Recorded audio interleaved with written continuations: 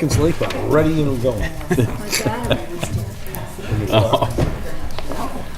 Please date it too. Today is the 10th. The contractor's gone. I was supposed to order a new one today. 15 days to Santa Claus. Thank you. Looks just like it.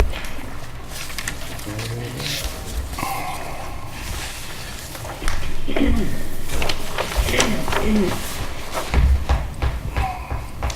got the fat pen anyway. What did you say, you like the skinny pen? Yeah, My bad. Oh, you want skinny one? it's all right. It's too late now. No, I like the fat ones.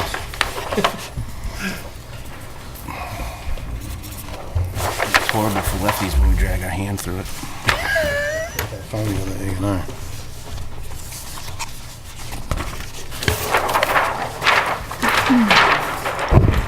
Man, 11/15.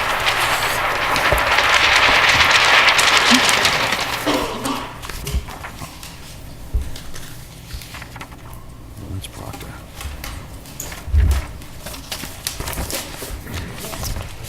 Excellent, thank you. And next we have an A&R for 811, 813 Chase Road. Good evening. Good evening. Good evening.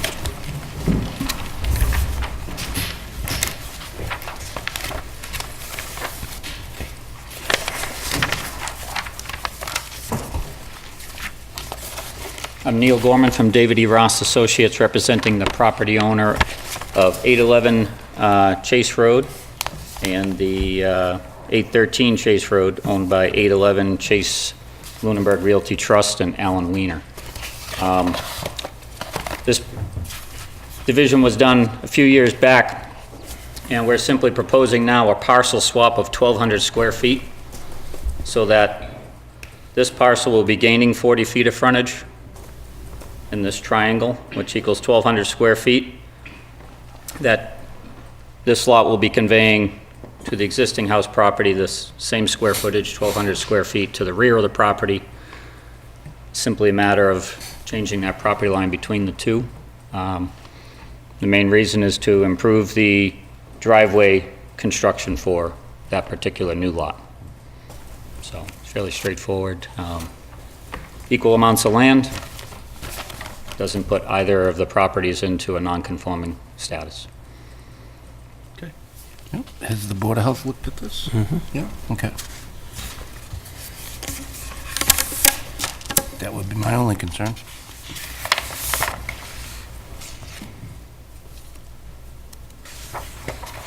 It's clear to me, from my perspective. And no questions. I would. Move that we accept the A&R as documented? Second.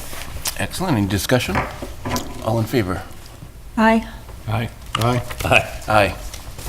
Thank you. We have a Mylar on that? Yes!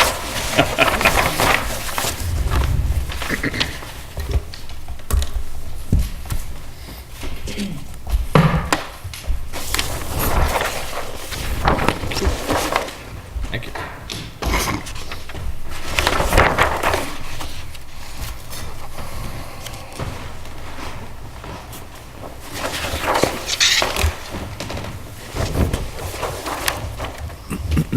Oh, this is the thin one. Yeah. Throwing a little low on ink. Sorry, didn't know. Send this in. Yeah. Matthew, did you date it? I did. Dated already.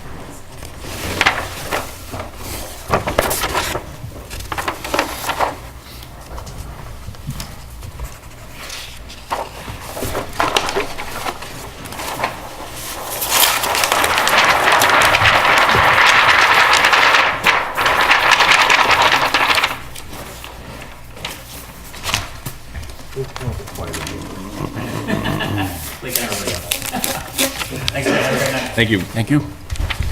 All right, next we have an appointment for 5 Electric Avenue, Asian Imperial, a request for waiver. Hello. I think you all familiar with the Asian Imperial. Do you have any questions for me? Nope, just introduce yourself, Yeah. please. Yep, I'm the owner of H Imperial. I'm here, propose a addition to the back of the building. The plan, do you all have this in PDF? Mm-hmm. Yep. So pretty much the addition is gonna be half walk-in cooler and half is gonna be walk-in freezer. That's the addition above. Do you have any questions for me? There were, what, 3 spaces removed for that? I think it's 2. We're Two? gonna take 2 spaces, And yes. they were over, They were over. 58, I believe, and it's gonna be 56. They were compliant when they did the parking lot addition. They lost a few spaces with the addition, but they gained a significant number. And I believe they were more than 10 spaces over their required number. Based on the new requirements or based on the original requirements? Exactly. not going to be any change in requirements. There hasn't been any change in parking requirements. Freezer's not, it's not seating. No, But- no, I meant with regards to what the parking requirements are that we have now for restaurants versus what they were. We have not changed the no, we haven't changed the calculations. I thought we did change. We did that in the village district only, and when we developed the parking for the Right. village district. You are correct, I apologize. Mr. Chairman? I'm coming into this late, but I was at several meetings and watched several planning board meetings in which the appropriate number of parking spaces for this establishment was talked about on a number of different occasions, because in the special permit, there were some assumptions made that didn't necessarily meet the bylaw, and I believe Mr. Bittner had concerns regarding the actual number of spaces required based on the seating of the restaurant. So I'd like to understand what, based on their current seating, is the number of parking. So when you say they are 10 over, is that 10 over because there was a question as to the bar seats and the configuration of the tables? And so I'd really like to understand from our existing regulations, is it in compliance with the number of parking spaces? It is. At the time that they did the parking lot expansion, they presented the board with a schematic of their seating chart that they use. And I believe I'm going from memory, but I think that the final number of required spaces was 36, and that they have somewhere close to 50. See, I guess I'm questioning that 36 number, and that's what I circled, because my understanding is there was significantly more required. So I'd really like to understand what's required based on the existing seating capacity. Okay, you are, well, there was, first of all, there was the initial plan. Yeah. With the parking that was, that they originally had. And what they did was they bought, are you aware that they Yeah, bought the lot right, next door? right, Yeah, so right. that increased their parking. Right. Significantly. And they wanted to do an expansion, but that expansion was taken off because it was determined that based on their seating, didn't they happen. needed that parking. That's right. Yeah. So when we say 36, they have significantly more than 36 now. Yes. So I question this statement that they only need 36, because my recollection, and I was at a number of those hearings, because I had concerns relative to stormwater, is that when they added that additional parking area, there was proposed an expansion in the front of the restaurant, and after determining and looking at the number of seating, it was determined they did not have adequate seating for the existing seats in the restaurant, and therefore the expansion was eliminated. I see.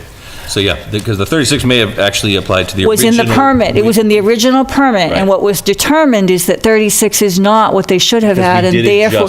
just for the seating, that's right. Exactly. Yeah. So before, I'd like to know what is required based on that, because there was a big question. 36 is in the original permit, but when they came in for expansion of the restaurant, it was determined they could not do the expanded seating because they needed that parking to be in compliance with the existing regulations. Right.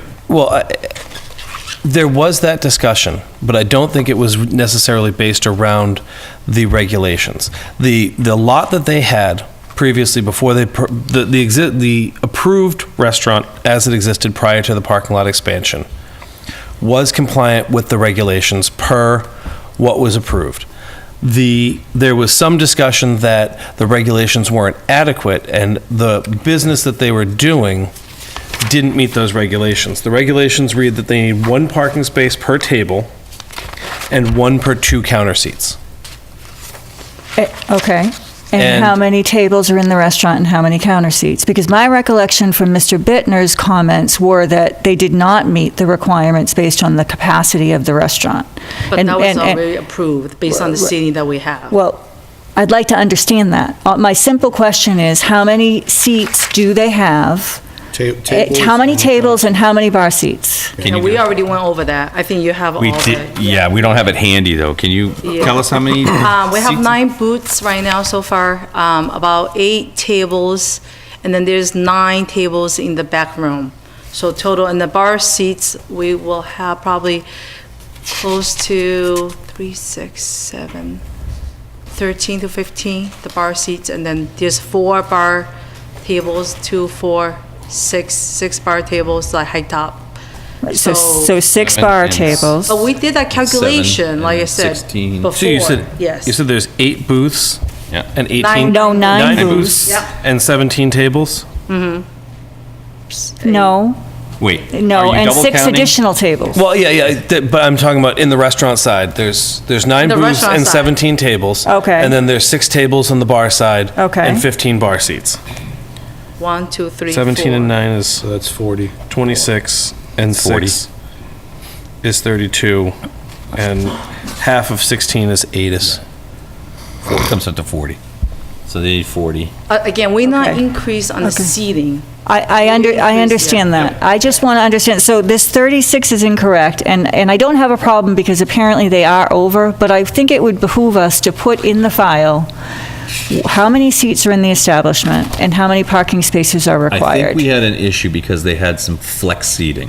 Right. They had some. Oh, and they had seating. additional bar seating. Yes, and they added bar seating, but they had this flex seating, which could be anywhere from, it could be from 4 to 6 Yeah, we people. discussed, yeah. Yeah. So I'd like to understand, because the 36 doesn't match the 40 that we just came up with, and we don't know that that's absolutely 40. So I would just like in the file documented how many seats and how many parking spaces they're required to have, because this question keeps coming up. And we can add that into if The If you approval. choose to approve this de minimis change, we can add that calculation into that. I think that would letter. be Right now, our appropriate. goal is still just use 1 parking space, but we put down 2 just in case. But most likely, we try, we try to use as minimum as possible. Like, we need more parking spaces. Yeah. So, yeah, definitely. Yeah, that's, So- the challenge the is that the challenge. requirement, you're saying you only need 40 spaces. Today you have 58 and there are still people parking on the street. So you're still over, it's great for business. Yeah. Yes. But you're over capacity from parking. So either our bylaw is really wrong with how it's calculating the parking requirements, or lots of people go there and consume multiple cars per table or something. Yes. Well, one car per table is something I think we should look at, because I don't know about you guys, but when I go out with friends, they drive, we drive, and we meet. Yeah, so that's So- probably something we should recalculate into Right. our bylaws. when we revisit Absolutely. parking.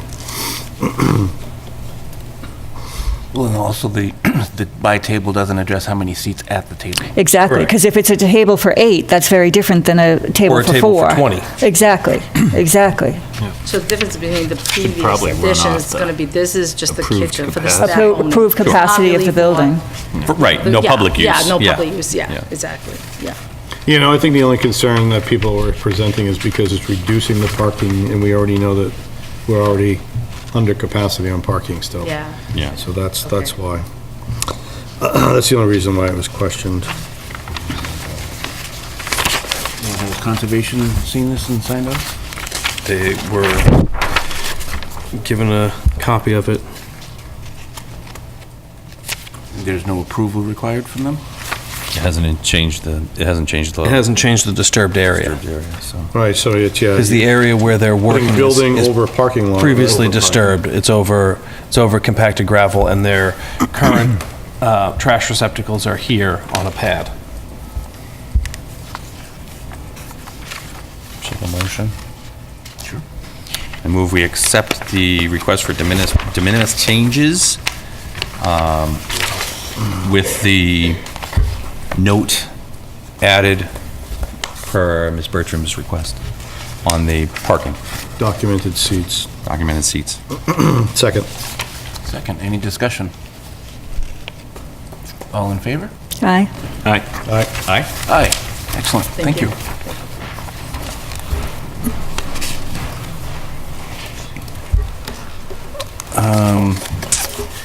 And we have what's called an appointment for MRPC discussion, land use guidebook. Hey. Hello. How are you tonight? Well, thanks. How are you? Karen Chapman, Principal Planner, Montechusett Regional Planning Commission. So I sent the final of the permitting guidebook to Adam. Hopefully he shared it with you. I don't think I saw the No. final. No, we didn't get it. Not seen it. We have not seen it. I don't remember seeing it. Well, I made all the changes that you suggested and all the changes that the board suggested. We also got comments from the Conservation Commission. You so I did. made That was those going to be my changes. question. Yeah. Okay, so you did get Conservation Commission comments, okay. I can send this to you tomorrow and hold off on releasing the final if you guys, Yeah, I would like to see it again before we Yeah. Sure, that sounds great. apologize. Sorry. oh, that's okay. Yeah, I don't see it. Maybe it got hoovered up in junk mail. I apologize. Yeah, I don't know what happened. I kind of assumed you'd just have copies tonight and they would review it, but I can send it out and take final comments, and then we can get anything over to you. And the board didn't have a ton of comments. Conservation made their minor changes. I did send it to the Board of Health agent and their administrator, and I haven't received any comments from them yet, so that was the last thing I think we were holding out for. Yeah. I know Paula wanted to look at it. I just would like to see it before we approve it. I think it makes sense No, for I us think to that's see the rea- final yeah, That's completely documentation. reasonable. Do you need me to come to your next meeting? You don't, No. because it'll be after January 1st. Okay. So we'll send it out, and if there's other changes that need to be made, I can finalize them, and then, Just let me know before next Friday. okay. If there's additional changes, you're going to give us the Word document as well, right? Yes. So we can. Yeah, if something needs to be changed after that, I can, Okay, but if I get comments before next Friday, I'll send them over to you. excellent. Okay. Now, do Thank we, you. one question, do we get printed copies of this or just electronic copies? Electronic. Okay, so I mean, as far we have a as printing printing budget. them, we would have to, Yeah, we we would have to put, we print them. put some money in Okay. our printing line item to be able to print this, so we would Okay. have, like, we can go somewhere and have someone put Okay. a nice glossy. We probably won't do more than 20 or 30 of them, Yep. just so they're Yeah. around, but we can take the digital document and put it on the website and Okay, all that kind of stuff. Just as a point of information, we'll be sending out our request for service delivery for the next round of DLTA, Okay. if you guys have any projects that you'd Great. like us to work on next year. Thank you, when Karen. is that going out? It should be out by the end of the month. Okay, It goes thank to you. the town managers, town administrators, planners. Yeah, and they're usually due mid-February. We try to get them in January. We Okay. do 2 rounds. First round's December, Okay, and then we do another round in January. all right, Okay? great. Thank you. Thank you very much. Thanks. Have a good holiday. You too. Thank you. All right, so now we have a public hearing for 151-181 Leominster Shirley Road, Powell Stone and Gravel. The Lunenburg Planning Board will hold a public hearing on December 10th, 2018, 6:35 PM, Joseph Pilata Meeting Room, Town Hall, 17 Main Street, Lunenburg, Mass. To hear and discuss an application for modification to site plan approval under Section 250-8.4 of the Code of the Town of Lunenburg, Mass. to permit the current operation of gravel manufacturing and processing at 151 MAP 146, Parcel 27, and 181, MAP 146, Parcel 8, Leominster Shirley Road, Lunenburg, Mass. Applicant owner is Stephen Powell, PSG Realty, 393-435 LLC, 133 Leominster Shirley Road, Lunenburg, Mass. Materials are available for viewing at the Planning Office, 960 Massachusetts Avenue, Lunenburg, Mass. 01462.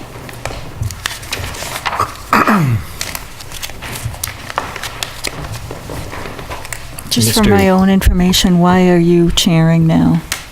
Are you chairing or? No, that's the The clerk's clerk job? reads the Okay, notice of the okay. public hearings. Okay, well, thank you. The selectmen don't do it that way, so thank you. Mr. Chairman, due to a perceived conflict of interest, I'm going to recuse myself from this discussion. Very well. Hello, sir. My name is Brian Marchetti. I'm civil engineer with McCarty Engineering. I'm here on behalf of the Powells, who are the owners of the property here in question. I'm sure you're all familiar now with the permitting history of the project. Back in 2011, back in 2011, 151 Leominster Shirley Road was purchased by the Powells. A project was then permitted with the planning board to construct a 20,000 square foot garage in this location with a driveway, some paving, associated stormwater improvements and an infiltration basin, and a gravel removal operation, which lowered this half of the property down to its current grades, in which there was a earth removal permit established for that. Last year, we received a letter from Gary Rhodes, the building commissioner, when he was looking into all the earth removal permits that had been open and left open for a while. He was trying to close them out. And they noticed when they went to the property to inspect that additional land had been cleared. So what happened was in 2011, as this project was being constructed, the Powells acquired the back parcel here, which is 181 Leominster Shirley Road, as well as the 133 Leominster Shirley Road, which is the old Padula Brothers site. The site was renovated to house their current retail store. And the gravel removal operation here and processing operation continued. So when we were approached last year and informed that the site, although this had been permitted, the rest of it wasn't permitted, we were to come back now to permit the site as it is. So all the permits for the property were current. So the Powells had the remaining property resurveyed. We had the wetlands all redelineated. We've laid out now, basically our proposed condition is the current existing condition that you see out there today. We have filed with Conservation and DEP. We've had one meeting with them. We have a subsequent site walk with them tomorrow afternoon as well, out on the property. So the permitting is continuing with Conservation. So what this plan here shows is the green areas back here are limits of wetland. The orange lines are buffer zones. So the majority of the site, with the exception of a small area in here, is outside of permittable impacts that are allowed by Conservation. So we're working through the fine details with them. But here for planning, what we'd like to review with everyone today is the 151 Leominster Shirley Road property in the front, which is what was constructed back in 2011, has about 50,000 square feet less pavement than what was previously permitted. So it's a smaller impact on this particular lot, impervious-wise. They didn't construct the building. There's a couple of portable garage structures out there that house various materials like loam and salt for winter sanding operations, things like that. So the current plan now, seeing the site as it is, we have some loam stockpiles here in the middle of the site. These are sand stockpiles up in the front, and then the topography here that you can see where the mounds are, this is where the asphalt recycling and the concrete recycling happens. So this material here, contractors bring it in, haul it, they dump it, and the Powells crush it and mix it and use it for processed gravel. So as the site sits today, what we're proposing to do is reestablish the grades and some of the topography on the property so that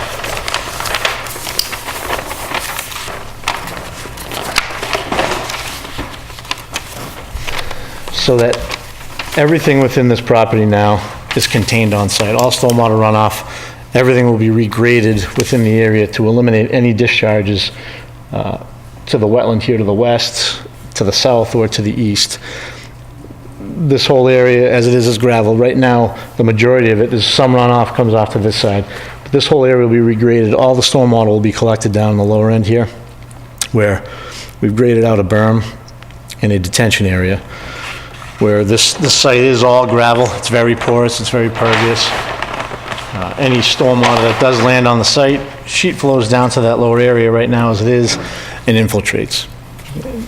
Any water that does pond down here doesn't stay for long, it's gone within a day or so. So what we're proposing is something like this. So this whole back area here you see with some grading and a berm is going to contain the water. So there's all these contours that you can see here that come around are essentially another foot of stage volume that will contain the water. The 100-year storm for this site right now would stage up to a maximum elevation around 368, so it's only about 2 feet of standing water in a 100-year storm event. And with the soils we have, the water would be gone within a day. And the way this is designed is so that all stormwater is contained on site. There are no discharges from the property. And this berm we're continuing around, as you can see from the previous plan, up to the limit here. This is very high on the backside. So the whole lower edge and this whole western edge. So all stormwater from this entire processing area will be remained on the property. We've filed the whole plan. Can I just ask a question? I understand the berm that you pointed to, the larger berm on this side. There's a berm on that side as well? Over here, yes. Just along this limit here, just because there is another wetland there. Okay. So it's a gravel site. It's a site that kind The of whole changes thing is shape. naturally graded. The whole thing naturally. There was, It grades this way. yeah, there was up top here, a ridge that ran this way. So a portion of this did go that way, but it'll all be reshaped. That ridge is being removed, so the whole The thing. ridge has been removed, so right now there's a portion of this road, the access driveway here, here's a scale house if you're familiar with the site. When you pull in the driveway here, there is an access road that runs along the backside where the trucks dump material here and over here. So you intend to leave the berm that's there? We're going to, yeah, we're gonna build a berm. There's Oh, not a it hasn't berm. been- oh, okay. No, so this is the proposed plan. We'll build a berm along this side. Berm to the left of the road? There'll be a berm to the left of the road, and the road will be graded now to discharge That to the middle of the site. So we'll have zero discharge leaving the entire processing portion of the property. So the whole property is going to have no discharge out of the property? The whole property, with the exception of just the paved road along here in the front, that currently drains to an existing infiltration basin that was already permitted Okay. and built back in 2011. So we filed the application package with the town. All the materials are here. I don't know if you want to go through the environmental and community impact analysis and the individual waivers. There were a few that we were asking for. It's pretty straightforward. This is, the scope of the project is basically what you see out there today is going to remain. We're not proposing to change anything except for the topography and the grading out here to make sure all the stormwater is contained in the site. Traffic-wise, there's one entrance here to this property, and the safe stopping site distances in both directions to the, let's see here, 775 feet to the east and 1,200 feet to the west. The design speed on this property, or the actual speed limit is 35 miles an hour, which significantly, our site distance exceeds what's required out there. What we actually have is equivalent to a 70-mile-an-hour roadway. So traffic-wise, there's really no concern. In speaking with the town and other departments, there's never been an issue out here traffic-wise or accident-wise. The heavy generators are the gas station across the street. Yeah. And the Mall. Target Plaza up the street from it.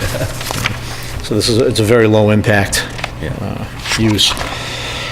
Stormwater, as I said, we have designed the site now to contain all stormwater. So we're meeting all the requirements of DEP. The DEP reviewer did ask about TSS for an infiltration basin, but 100% of the stormwater is staying on site. It's not leaving the site. So there's virtually 100% TSS removal. Public services and fiscal impacts.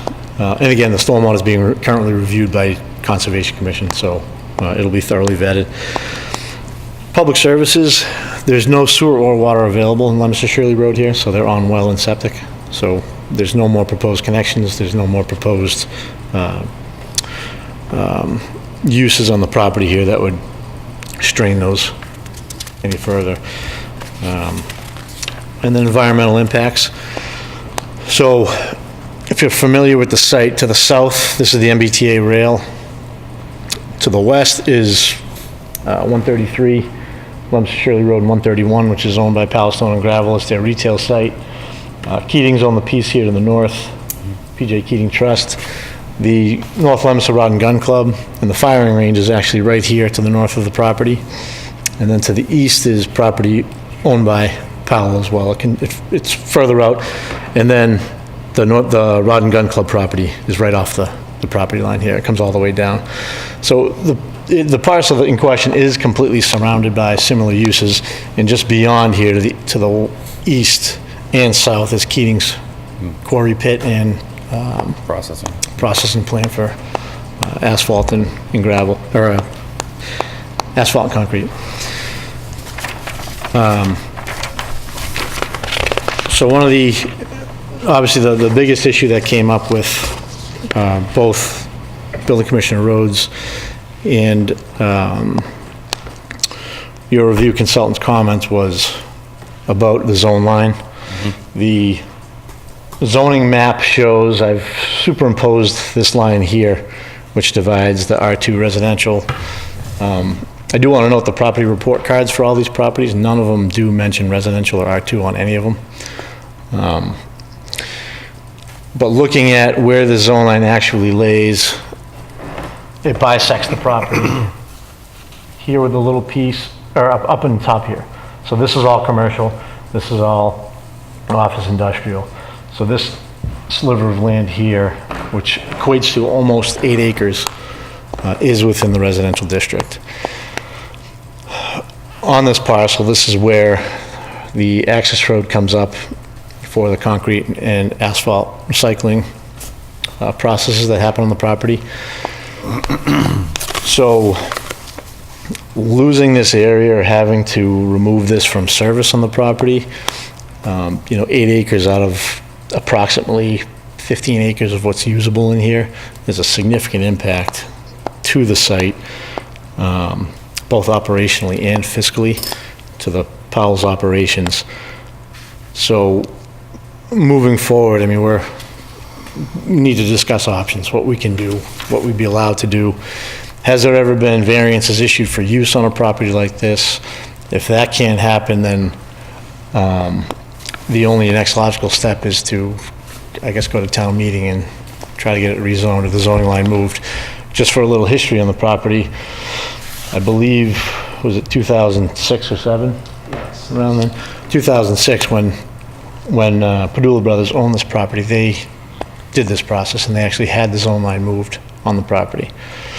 So, seeing as we're surrounded by the current property owners of Keating's and the Rod and Gun Club and Powell's, their own other properties, I think it's really the only feasible option for this operation to move forward and try to have that zone line amended. Through the chair. Yes. I mean, that's not, we don't hand out variances, so they'd have to go through ZBA. And our zoning bylaw does not allow for use variances. Yeah, so it's, I mean, So from a point of process, they would have to go through ZBA first before we could approve? Before you could, so the zoning bylaw allows for the less restrictive district to be used up to 50 feet into the more restrictive district. Right. So less restrictive would be the office industrial, more restrictive would be the Res B. that's not going to give you So they could go 50 feet in, they could use a 50-foot strip. Yeah. Oh, yeah, we're hundreds of several feet. hundred. Yeah. And they certainly could put together a citizen petition to move the zone line. That would be any resident's option. I believe for annual town meeting, It requires, I don't know if it's 10 or 40 registered voters, but the town clerk could give you what that is. You need the signatures, you need the language of the petition, and it gets filed through the town clerk. And that, I believe that would have to be done prior to any approval here. Any approval that would include use of anything that more area. than the 50 feet into the Residence B district. Again- Is action required by this board? This is an ongoing operation. It has been an ongoing operation. Personally, I think it makes sense to move the zoning line, but my question is this board required to act knowing that action is pending via town meeting? Are we required to act? Yes. No. I mean, you're never required to act. There's, I guess, several ways that it could be handled. I think part of the issue right now is these two properties, 151 and 181, have independent addresses, but they're functioning as a singular use. So the property at 151 could theoretically function without 181, but it's not currently. Currently, 181 is part of the functioning of 151 because they're storing materials there, they're taking materials in there, and the scale houses that are located at the beginning of the driveway are for weighing people coming in and dumping material and weighing people coming out, taking material. So the two are interconnected, so for zoning purposes, they function as a single parcel. In the recent earth removal reviews that were done per the request of the Board of Selectmen, the parcel at 151 had an earth removal permit that was essentially exercised to its completion.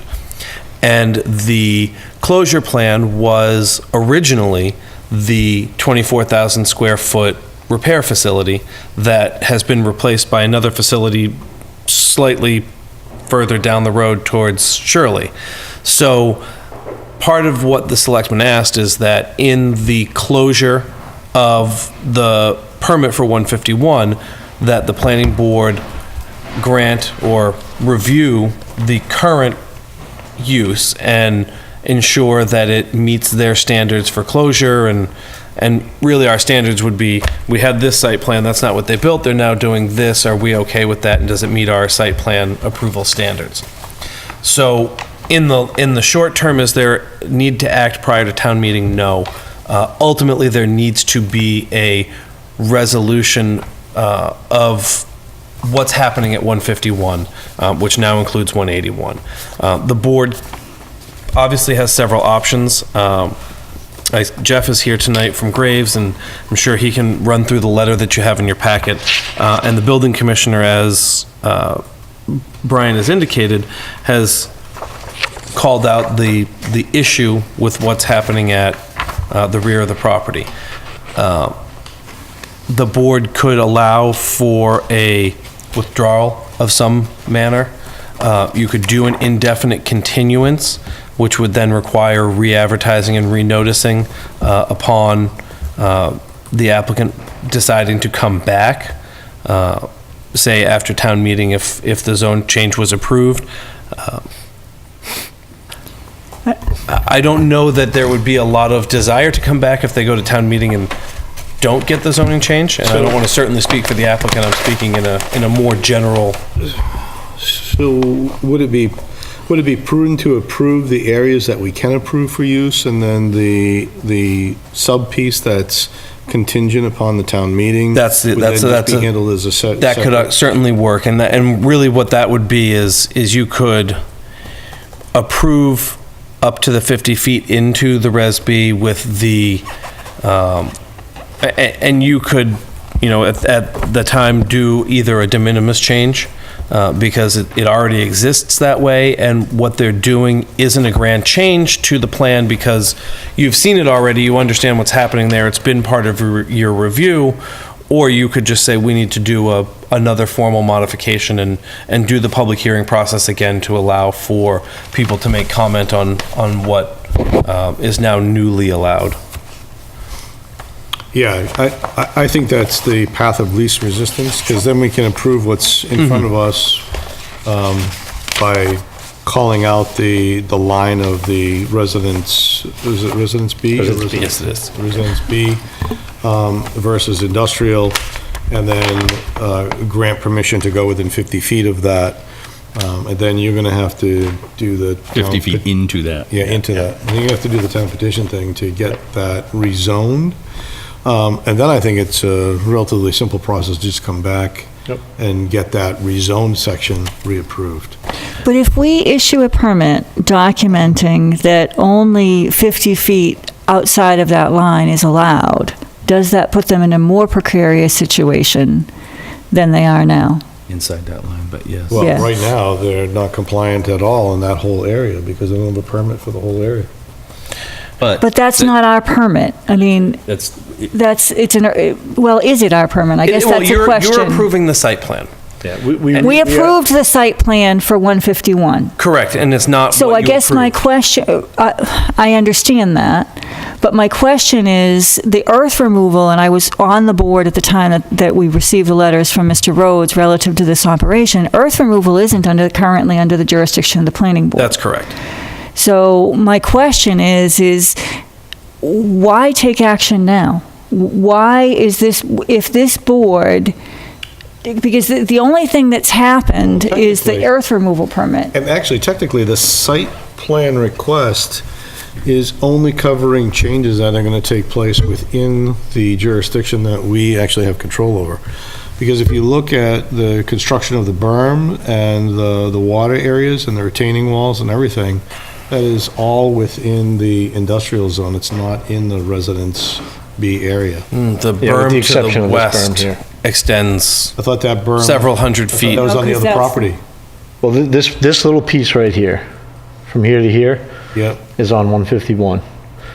This here is on the property next to it. So with the exception of that small piece of the berm, everything else that we would approve as part of the site approval would be Within our purview, jurisdiction. right. Yeah. The zone change falls along the line of those property boundary. So as long as that wall is not on the parcel beyond it, I believe There's no retaining Retaining? walls proposed. There's no walls. It's an earthen berm. Berm. the berm, that's what he's... I'm sorry, Sure. berm. So there's So no physical structures. As long as the berm stays on the PSG parcel and does not go on to the Keating parcel, the Yes. Keating parcel is the residential. I mean, the zone goes along the property Yeah. line. Follows the Keating So- piece? That's what it shows on our zoning Yeah. map. Yeah. So all of the So berm the entire- construction the is entire berm construction within is the within industrial area. Yeah. But the storage of material and removal of gravel is not under our jurisdiction. No, and I That's have under the Board already- of Selectmen's. Well, it's not, because they're not, and correct me if I'm wrong, Brian, but they're not removing any more material. The material to be removed has been removed. Yes, but we Now were, it's- but we were instructed by the select Yes, and file an that, earth removal. correct. And that, Plan, enclosure plan at the same time. So we're filing and paid for the earth removal that's already taken place. And with this, I've already filed a closure plan with them. and the materials they're storing are part of their operation. Yeah. So it's gravel that they're selling They're or bringing it in by truck creating. or getting rid of it They're by truck. processing. I the gra- understand. So is that a planning board Yes, permit, that or is that a that's Board part of of the site Selectmen plan, permit? because it's Gravel processing. It's material storage, and it's how they're moving their customers and their No, I employees through the understand. site and I understand. all of that. So, I'm just trying to understand what jurisdiction it is. yeah, what is in front of you is all under the site plan approval, because you're looking at how they're operating the site for the objective criteria outlined in site plan approval. Now, I take your point on, are they in more peril with an approval than without? I think it's kind of a toss-up, because really, no one's currently knocking on their door saying, you're in trouble for this, because the applicant and his engineer have been working with the building commissioner and myself over the past year to get to the point where we are now. So unless someone was seeking enforcement action against them, which to my knowledge isn't happening, there isn't a large cry to Right, so make this why- happen. So why don't we wait 5 months, see if the zoning line changes, and then take action? I mean, you've been working on it for a year, Sure, and I would agree with all of the points that were made in the letter, that the impacts are minimal, and there are some adjustments that Mr. Graves suggested beyond the residence line, but I would agree that this is an ongoing operation. I don't see any, great catalyst to take action right now. I think it does put them in more peril to issue a permit saying they can't go beyond 50 feet from that line. And I think that knowing that the applicant has done the work that they're doing, we know what the plan is, and personally, I think it's a great plan. I think that we wait the 5 months, you take the action to go to town meeting, and then we take action. Now, if the zoning line doesn't change, then that's a whole different conversation. Then the operation has to change. But I honestly, based on the existing uses around the property and the fact that this has been an ongoing use, I don't see the zoning line not changing. So I don't see any catalyst for us to take action. I think we wait the 5 months and... So, I mean, Correct, they yeah. can extend it as far as they want. Correct, and I'm not suggesting one course of action or the other is what the board should do. I think almost to the point of carrying on is, as has been noted, they're already in front of the Conservation Commission to address some of the wetland issues and some riverfront issue. And that honestly is probably another 6 weeks before Conservation has come to a point where they're, okay, we've got our heads around this, and there's the opportunity that other things may shift or tweak, and if we're continuing to make adjustments to that, it can become a confusing process between the two. Is it possible to either continue this? You can continue to a date certain. Can we, but can we continue beyond the statutory time? I mean, There is if- no if the- statutory time. Okay, so if we 'Cause this is continued a- this to the first meeting in June, we'll Correct. know by then. Because this is a site plan approval. Right. So there's no time clock similar to what a special permit would be.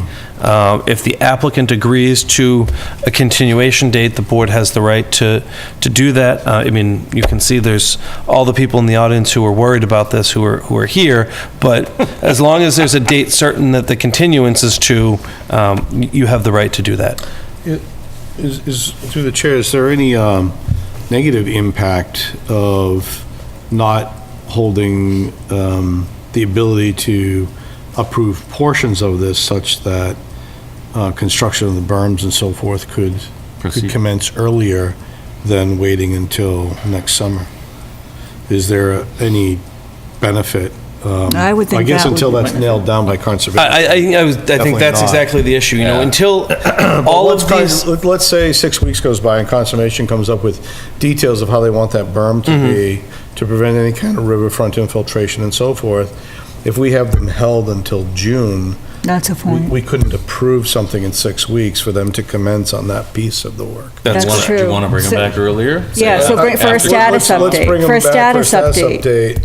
in like 6 or, I would say the first meeting in February would probably be a reasonable. And then if they're still by then ongoing, they've then we'll probably wait. worked out Right, all they'll the ha- they- issues with they'll have a- Conservation, and they'll know whether or not it makes sense to do something early, and if not, then we just do another. We just could continue we'll again. Continue into. And honestly, what will, and again, every site is different, but with conservation and especially working in wet areas, depending on how close they are to the resource area, or in some cases, this berm is in the riverfront, which is permittable because it's a stormwater structure in the 200-foot riparian zone.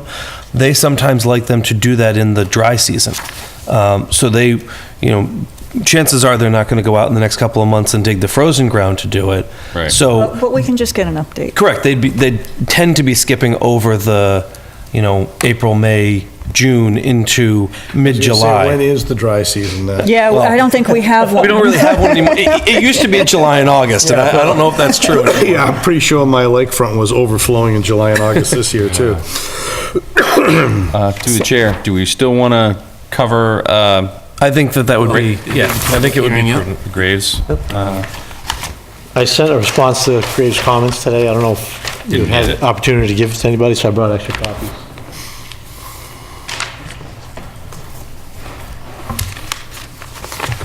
Jeff get it? Thank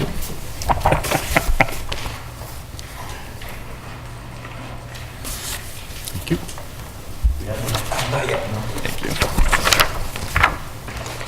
Got two left.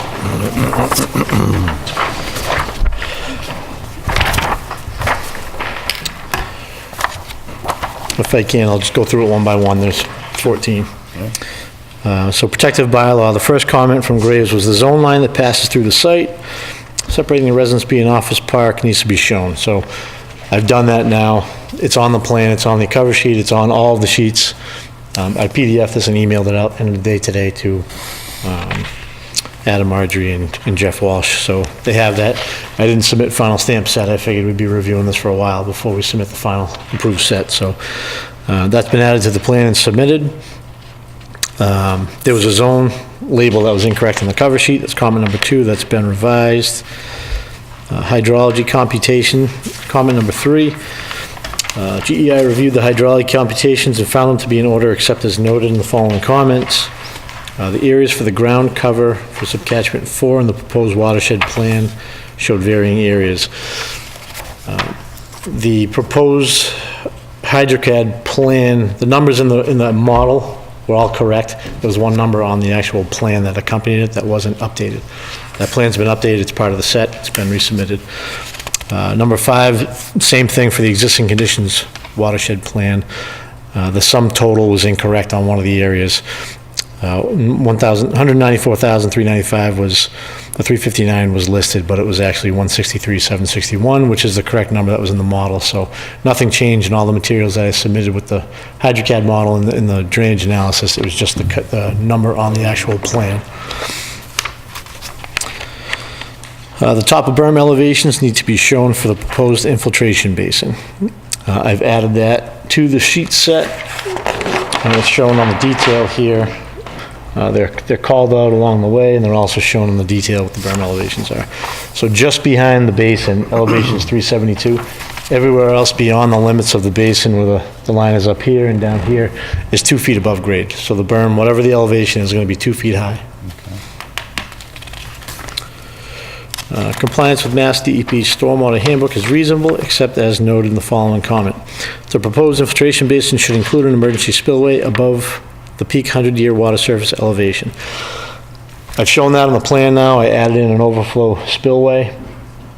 But just want to note that this isn't a typical infiltration basin that you have on a property that's designed to meet the 100-year exact.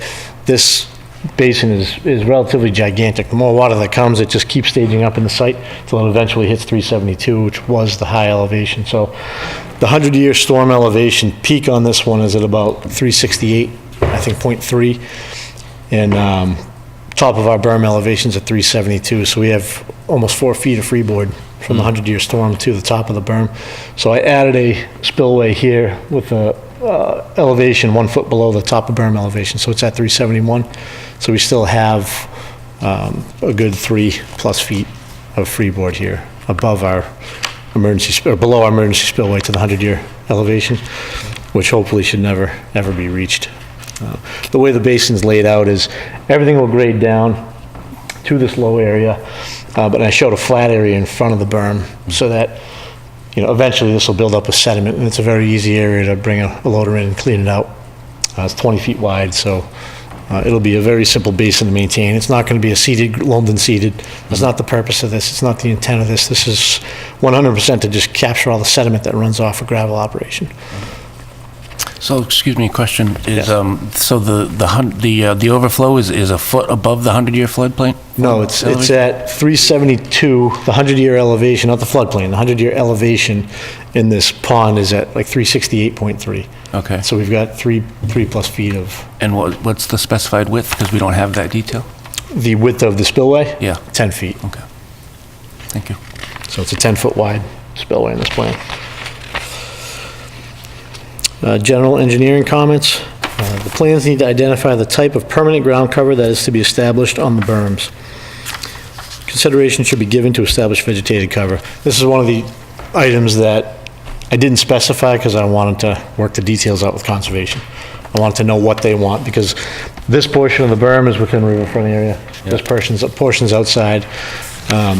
what we did discuss in the last meeting was the New England wetland plants. They have a detention basin seed mix, they have a wildflower seed mix, they have different types of wetland type products that are meant to be planted and left alone and never touched again, and they just establish cover. So that's what I've spec'd now on the plan. So, infiltration basin berm shall be seeded with New England erosion control restoration mix manufactured by New England Wetland Plants, Inc. So it's on the plan, it's in the spec. This is what will be submitted to conservation. Comment number 10, on the west side of the drainage basin, proposed 368 and 69 contours need to be tied. So what I had proposed before was, just so we didn't have such a deep basin, I leveled out this whole area right in front of the basin. But doing that would have required about 3+ feet of fill on that side, which brought the site, there was really no reason. After reading through the comment and thinking through what we did, I didn't see a need for it. So I've maintained the existing elevations down here. So it went from 368 down to about 366, which is existing. So it is 2 feet deeper, which means now more volumes in the middle down by this point. So the length of the basin got narrower and smaller. So the way it's laid out now is reflected accurately. All the contours are tied out, and I've submitted this plan back to Graves for review. So that comment should be, Just out of curiosity, does that update go to conservation as well? that's going to conservation. I'll be meeting with them tomorrow. This whole plan set will be with me. We'll go through all the changes. Comment number 11, the cross-section of the infiltration basin detail sheet 4 needs to specify the material that will be used to construct the berm. The use of well-sorted material such as sand must be avoided. So I've added the detail for an impermeable core. Typically with a basin berm like this, it's the same as like a dam spec. You use a structural fill with high clay content and a very low permeability to prevent any seepage from the basin through the berm. Comment 12, whereas the plan title refers to street addresses, it would be helpful if the street addresses were added to the parcels on the cover sheet and the parcel labels on sheets 1 through 4. So I've added to everywhere you see the parcel information. So the address is now part of the plan sets. Zoning summary table on sheet 1 refers to Shrewsbury Street. That was a carryover from a project in West Boylston, so that's been deleted and corrected. And then the final comment I think is important just to note on record. Based on visual observations during my site visit, I did not observe evidence of heavy erosion from the site. However, evidence of 2 localized stormwater discharges with generally light sediment conveyances were observed. GEI has no issue with the concept of the proposed berm and infiltration basin. Furthermore, it appeared that operations associated with earth stockpiling and processing were being conducted in an organized and competent manner. That's something that, I want to reiterate over and over. The PALs have been operating in town for a long time. There really haven't been any issues, any problems with them. And if there were, they're very reactive and responsive to it. There's been, now for almost 9 years, 8 years this has been operating, and there's never been a question about it until now. So, I'd hate to see any, undue harm brought on the business without going through the proper channels. Now we know what's happening. We're all here. We're trying to get it fixed and resolved the right way. And we're open and willing to work with you and every other commission here to do it right and get it done. Super. Mr. Chairman, I appreciate all the work that's gone into the plan. I acknowledge that, Mr. Graves' comments that they have been proceeding in an organized manner, and I think that continuing this for a status update to the first meeting in February makes sense. You can let us know where you're going with conservation, and I think that if we can then, if the recommendation from conservation is to move forward with construction of the berms prior to May, we can authorize that. Otherwise, my position would be that we would continue it then until town meeting to give you an opportunity to have that zoning line moved. Just to make another general comment, the berm, everywhere within conservation jurisdiction is within already disturbed portions of the pit. So we're not going out and building this, we're already within gravel areas that are being Right. operated. So Right. there's no clearing involved, there's no more tree Right, removal. understood, understood. So I would make a motion that we continue, do we have the date of the first meeting in 11th. February? We're not ready. Can we get some, I'd like to Okay. get Yeah. I don't Okay, know. sorry. Jeff's. Mr. Walsh?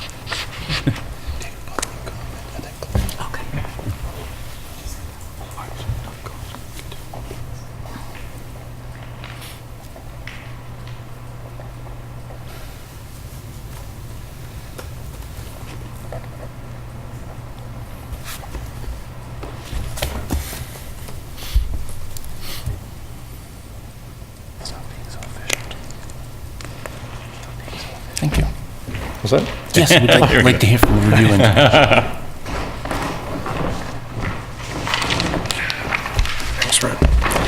Good evening, everybody. For the record, my name is Jeff Walsh. I'm with Graves Engineering, your peer review consultant. Brian stole my thunder. Thank you, Brian. The less time I spend up here, the better. But nevertheless, yeah, I mean, the last comment, I want to start there if I could. I mean, I come from a contracting background. I've driven the dump truck, run the excavator and bulldozer and all that, yeah. Been in and out of a lot of pits. I serve on a conservation commission, been in and out of a few pits, and those were painful. Organized, clean, neat operation as far as I'm concerned. Let me start with the stormwater in general. Stormwater based on existing conditions, flows in this direction. I did note, the two areas I did note where there was isolated runoff and localized sediment. One was the ramp for the sand pile. The sand pile is right down here. And the ramp, most of the runoff runs back into the site. There is a low area here so that this area off the site is higher than this part of the pile. But right at the edge of the ramp, where the ramp approaches here, a little bit of the slope that goes up to the ramp, the steeper slope, just a little bit of that sand was running a limited distance into the woods. The ramp was graded such that the runoff from the ramp actually ran down into the site. That was good. That was very clear, but just a little bit getting out over here. And the other location, these are compost piles here. There's a couple wetland flags, I believe they're 24 and 25, or, yeah, because the low area is right about here. You could see some sediment staining, light sediment staining on the vegetation off of the disturbed site into the woods, and actually across the woods, and it does get down into the wetland. It goes beyond the wetland flags. Not even sediment to the extent that you could see the grains of sand like you could over on the sand ramp for the sand pile, but nevertheless, water was going there. The point was, it doesn't appear to be a lot of water. It doesn't appear to be sediment laden, but to the point is it backs up the design of creating a berm, enlarging the surface area where water can infiltrate into the soils, and creating a taller impoundment as well. I'm on board with it. Quite frankly, I'm on board with it. The one thing I was concerned about is the berm. Even though the calculated water surface is well below the top of the berm, I'm always leery of a berm that's all earth, because if water ever starts flowing over it, that's when a breach can occur. Once a little bit of sediment starts flowing, a lot of it goes with it. So that's why I asked for a riprap spillway. Okay. The last thing I do want to talk about, I just want to make sure the vegetation proposed on the berm will survive. If it's a wetland species in that it's made for wet areas, even with the high clay content in the berm, it's going to probably be pretty dry, and I want to just make sure vegetation survives.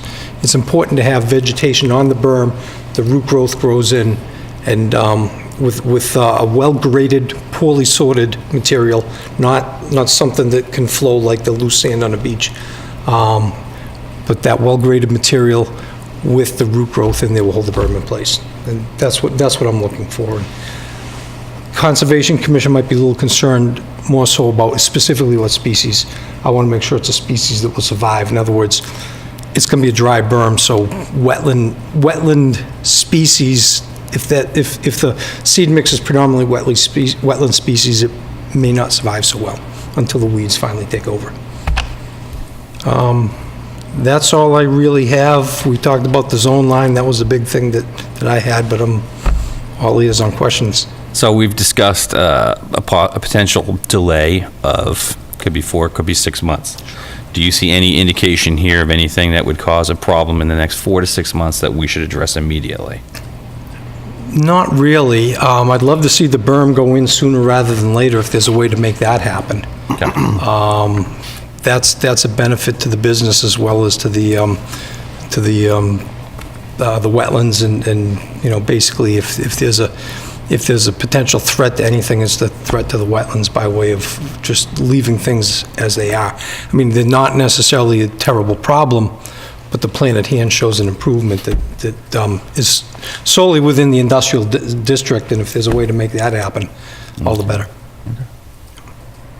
Yeah, and if I can throw my 2 cents in on the zoning change, and I look at it's upper, oh, okay, there's a line now. Yeah. And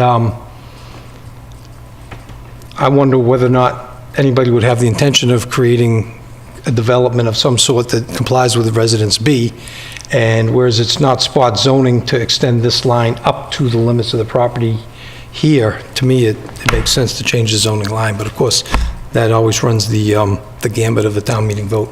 Yeah. Yeah. Okay. All right, Thank you. that's all I have. Thank you very much. Thank you all. Thanks, Jeff. All right, so we seem to be in agreement about the extension, and the applicant seemed to be in agreement about the extension. Mr. Chairman, just one question, given Mr. Walsh's comments relative to wanting the berm up sooner rather than later. Does it make sense for us to approve the berm, or do we wait for conservation? I think you need to wait for conservation. We need to wait? Because Okay. Move to even the if you tonight said, we love the berm, we want it there, and you approved it, and there was something under their jurisdiction that they felt the berm needed to be wider, taller, shorter, longer, Q-shaped instead of L-shaped. They'd have to come They back. have that power to do that because it's under their purview, and they'd be back here saying, oh, thanks, guys, but now we have to do this all over again. So Okay. I think the February date is probably a perfect check-in, and if they've sorted conservation on these issues, you can sort of move forward on getting that into the ground, because, again, I don't think they're going to be out there doing any work right now as it's starting to be winter, and we've gotten lucky without snow so far, but it's coming. And, you know, a Waivers. bunch of loose earth and snow is going to be a nightmare. Yep, certainly.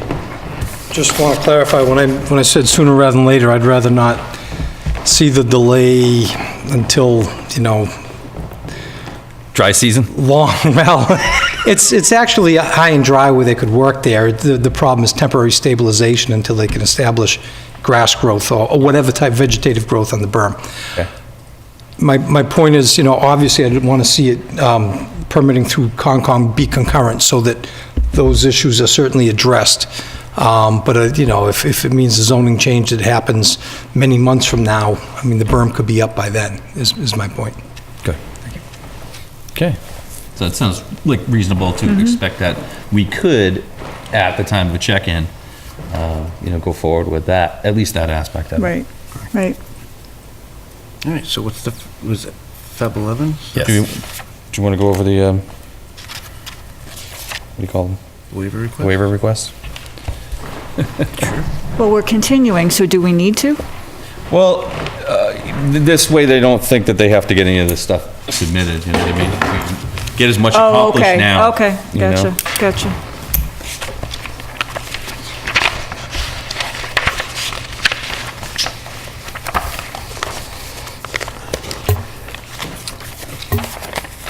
Yeah, I mean, it's only 3, right? Yeah, there were 3 waivers. So section 4.12 states that the plan shall be prepared at a scale of 1 inch equals 40. Because of the size of the site, in order to capture, you know, the whole property, so you can see it on one plan, several of the sheets are at 80 scale. But I do have a blow-up of the, you know, the important part, that's swale here where the question is, or the berm where the detention basin is, so you can see the detail. Those are at the appropriate scale. Section 4.120, data regarding the traffic study and capacity issues sufficient for the board to make a determination. So it's our opinion that the information that we provided in the community impact analysis, and the fact that the stopping site distances are so large, and the uses around this property are a lot more, impactful on the roadways. We don't think a full traffic study would be required for this, although a traffic study was done as part of the permitting back in 2011. Question on that, is there expected to be a change in the truck in and out? No curb cuts, same curb? No, same roadway, same curb cut, nothing's changing. And then the final waiver was section 4.122, requiring a photometric plan. It's a, a large, wide open gravel pit. There's no lighting back there. There's lights at the scale house, and that's all. So we're not proposing any changes to that.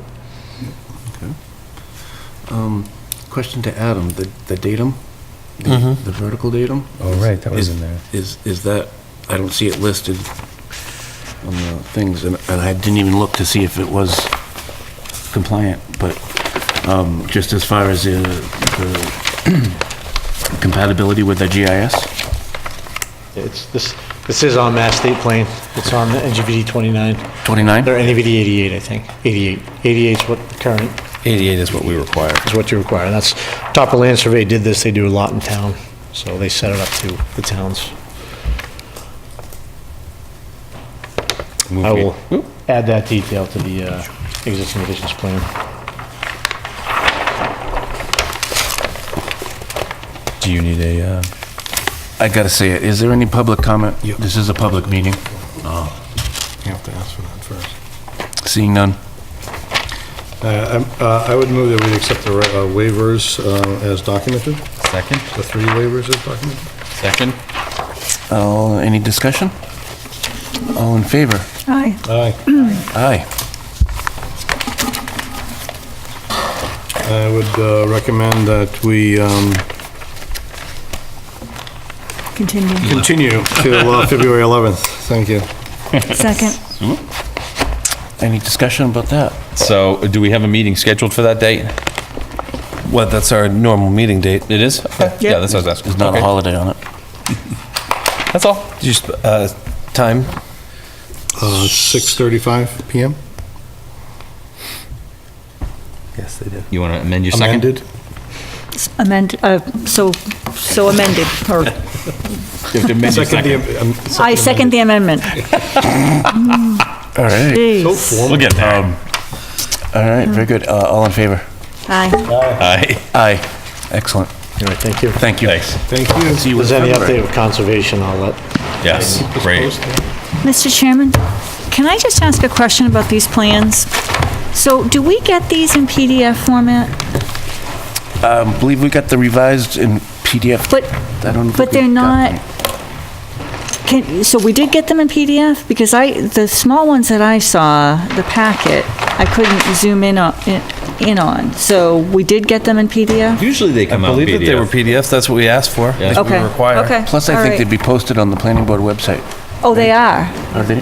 No? Not yet. No? They will be, though. They will be. Okay, thank you. That's someone's coat?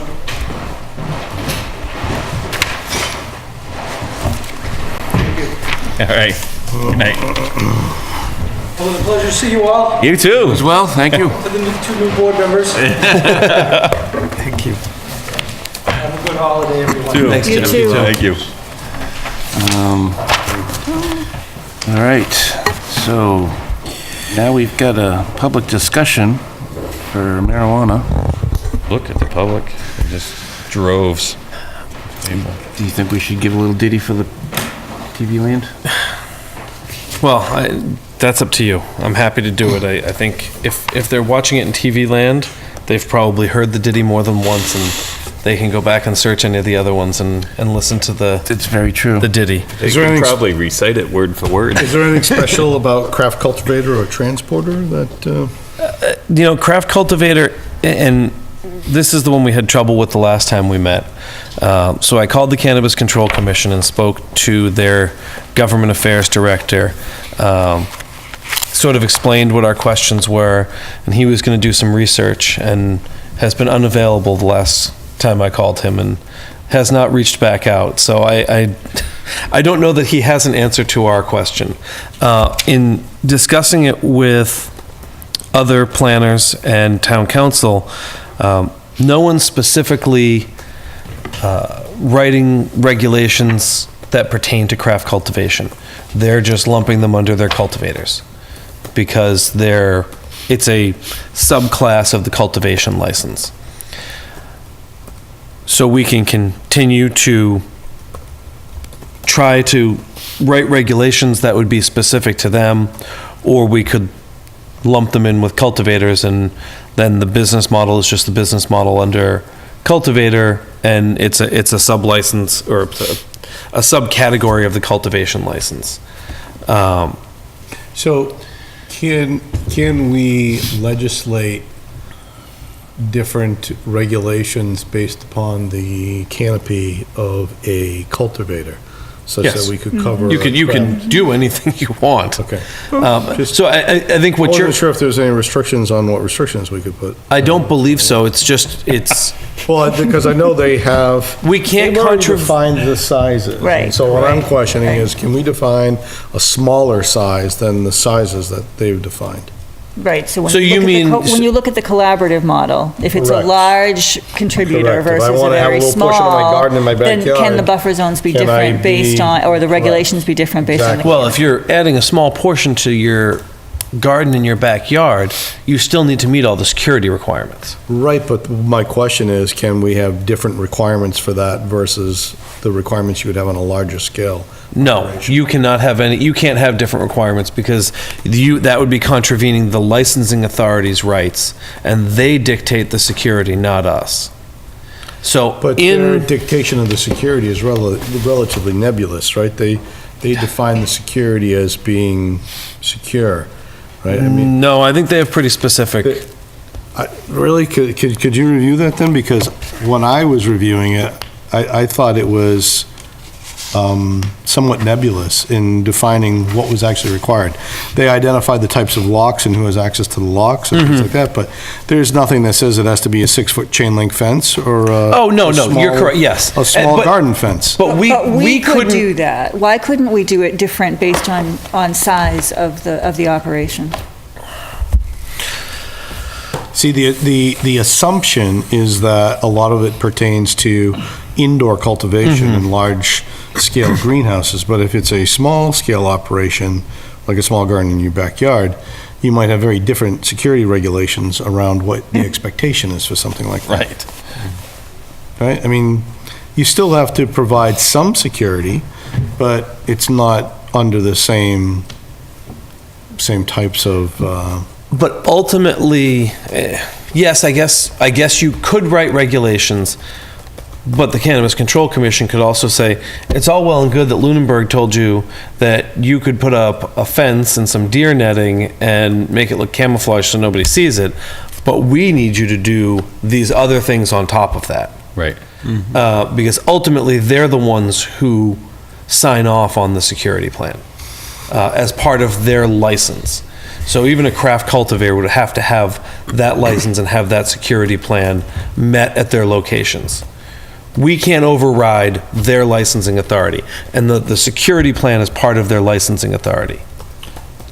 right, but I still think that the security plan has a lot of, I don't want to call it wiggle room, but No, it's very gray. Correct. in the definition of what is required. I understand what you're saying, but our regulations can't Supersede theirs. supersede this, yeah. Basement would Right, qualify. right. Right. They Right? can't. I mean, like, Yeah. there's really like, you have to have a key-coded lock and have restricted distribution of the key code. There has to be some kind of a camera there. I mean, you can get all that with, $150 worth of stuff off of Amazon. Sure. Right. Right? Right. So, or you could have a full-scale, super secure 24-hour monitoring system with off-site storage in the whole 9 yards. Those are two very different things, but they both would qualify as camera coverage. Right, and of depending on location. the size of the operation, if it's a large, commercial enterprise, then the security there should be very different than a member of the collaborative who's contributing with a greenhouse in his backyard. Right, So, exactly. can I That's just ask that a was my question? point. So all I wanted to do is make sure that we could regulate those two things differently. To say, if you're the big if you have the big commercial greenhouses, you gotta do all of this stuff and have all these infiltration filters in the whole 9 yards, otherwise, that whole area of town is gonna smell, like whatever you're growing in there, versus if you're the little guy and you got a 6x12 greenhouse in your backyard, then this is what you'd have to. You cannot propose. supersede their orders, so No. why, and I'm not and trying to be a jerk, but why nitpick around something that you can just defer to them anyway and just say, here, because they're saying, we're in charge of security, right? That's basically what they're saying. So why wouldn't you just defer to them and say, that's fine, you can write everything else about the bylaw, but just leave the things that they want jurisdiction over to them? Because there's so much gray area, I think that we should define what we want. For Right. security for those two different types of things. Right, and in certain areas, the commercial enterprise, I think we do want more security than the gray area that's in the regulations. Okay. Right, so you wanna be more we restrictive. can regulate up. On the large Right. operations, Okay. absolutely. Okay. But not hold the small co-op grower to those very strict regulations. Well, unless they say. But maybe, unless they say, no, they gotta be- maybe stricter, because right now it is very nebulous in the regulations. So our regulations, I would envision to be much more defined as to the Correct. size of the At canopy. least define. Well, yeah, I have no problem with that, as long as it's understood, within our bylaw that, ultimately it's not, you have to, whoever has jurisdiction is gonna rule. Well, right, that the prohibition doesn't pass, Was your right. concern that if we started talking about security, that it would be less restrictive than the states and that wouldn't be approved, or? if I it's don't more see it being restrictive, less. No, I It's guess gonna be more. It's gonna be not, more. it's Or not, more it's not more or less. It just. Yeah, it's more. I don't want to create the confusion of going, because what will happen is they'll come here, they'll do their community meeting. They'll go and negotiate their host community agreement. They'll file their packet with the Cannabis Control Commission. Cannabis Control does all their background checks, looks through all their information, and says, okay, we can give you a provisional license for this. And the town has said that they can permit you at this location. And the security plan is part of that, and then they come to us and we say, oh, well, we only want these 12 things. And they have 20 things that they have already submitted to the Cannabis Control Commission because they read this as part of the licensing and. That's fine. I mean, if they have more security than we're asking for, I don't think anyone's gonna complain about it. No, I don't think so either. But I think we want to set the minimum. Yeah, exactly. So if we say they need, infrared cameras with off-site storage that are monitored 24/7 or something of that nature, and they come in and said, hey, we put an Arlo camera in. We got a guy named Joe who sits Right. in his basement Exactly. and watches our Arlo. Exactly. And that passed muster with the state, so it's Yeah. good enough. We can say, say, no, no, you- No, it's you not. didn't meet our Right, bylaw. You didn't meet our Yep. bylaw requirement for that aspect of the security. Okay. So that's all, I think, by spelling it out with a little bit more detail.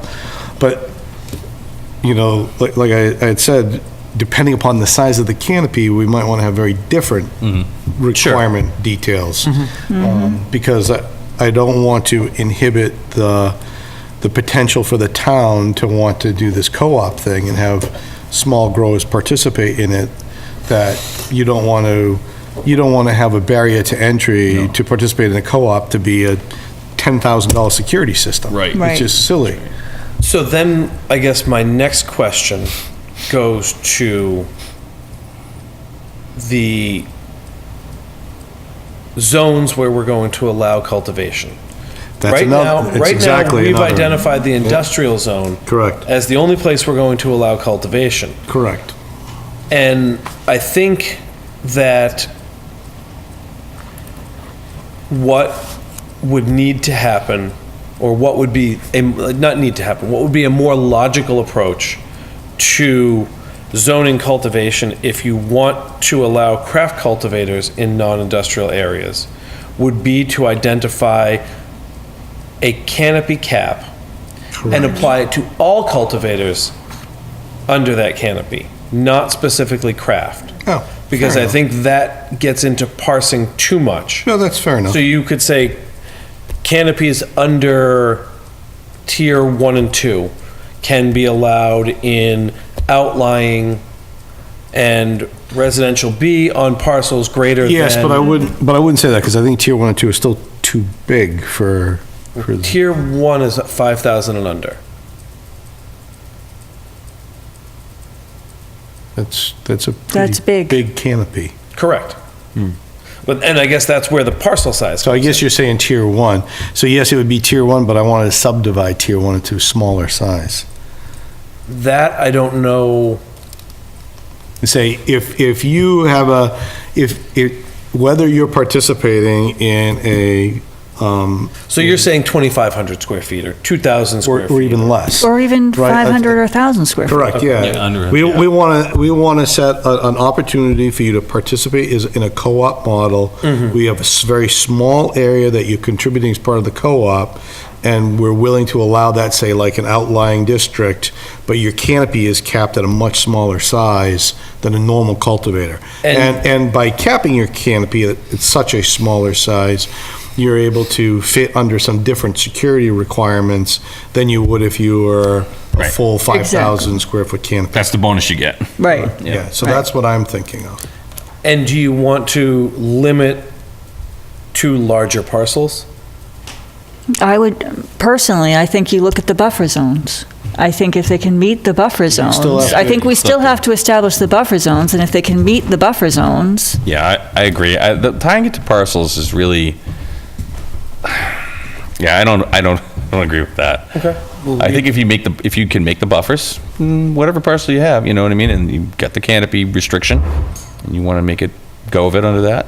Well, we had already discussed using the limits of the building, the facility, as the... That was for as the- point of beginning for the offset.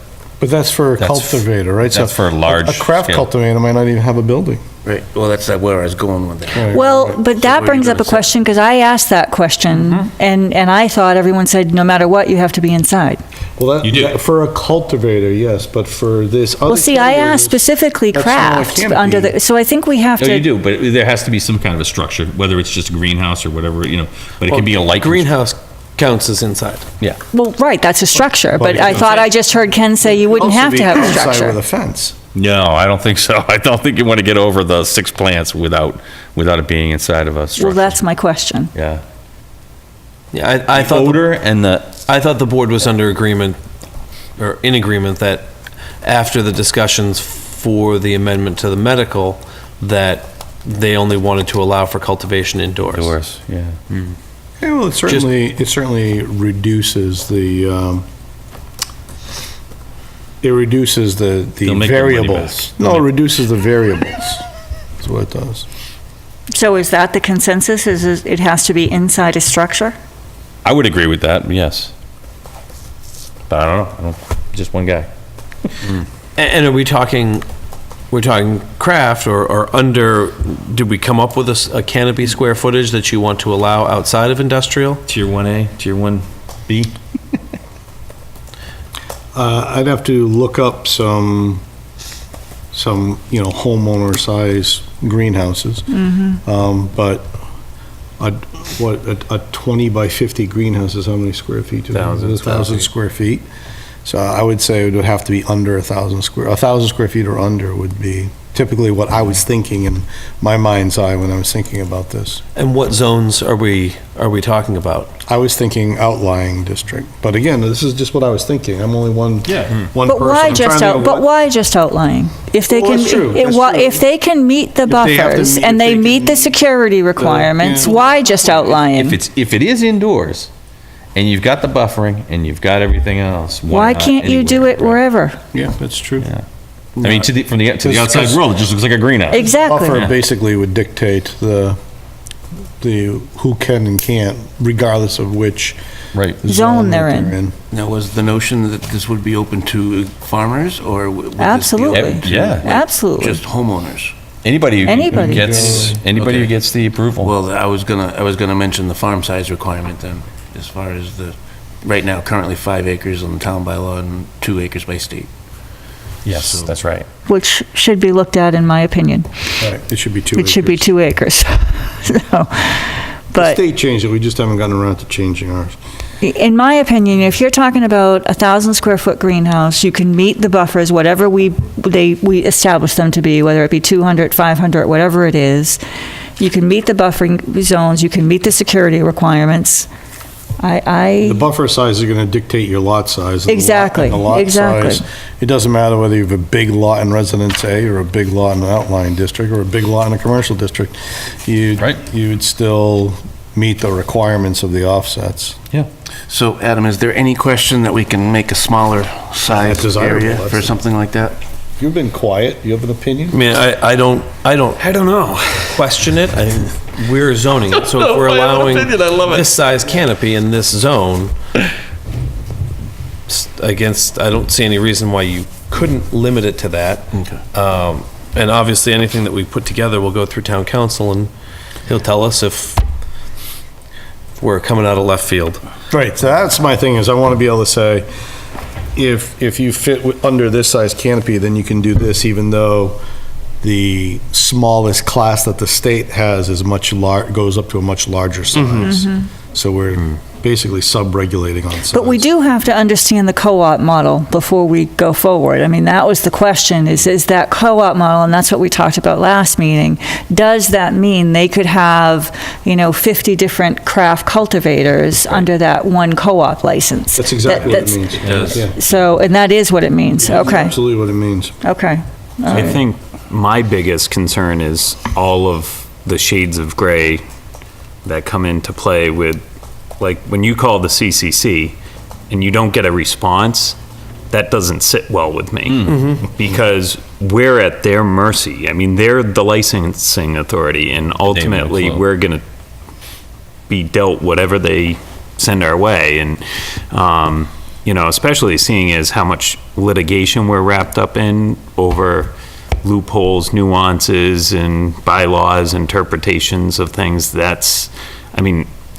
I sympathize with the intent to increase opportunities on a small scale for farmers and people to do things in their backyard, but at the same time, I feel like we've got to be very careful about how we prepare all of this to avoid all kinds of litigation. I mean, the most recent projects, you look at, like, any of the solar discussions, it's a polarized issue with people.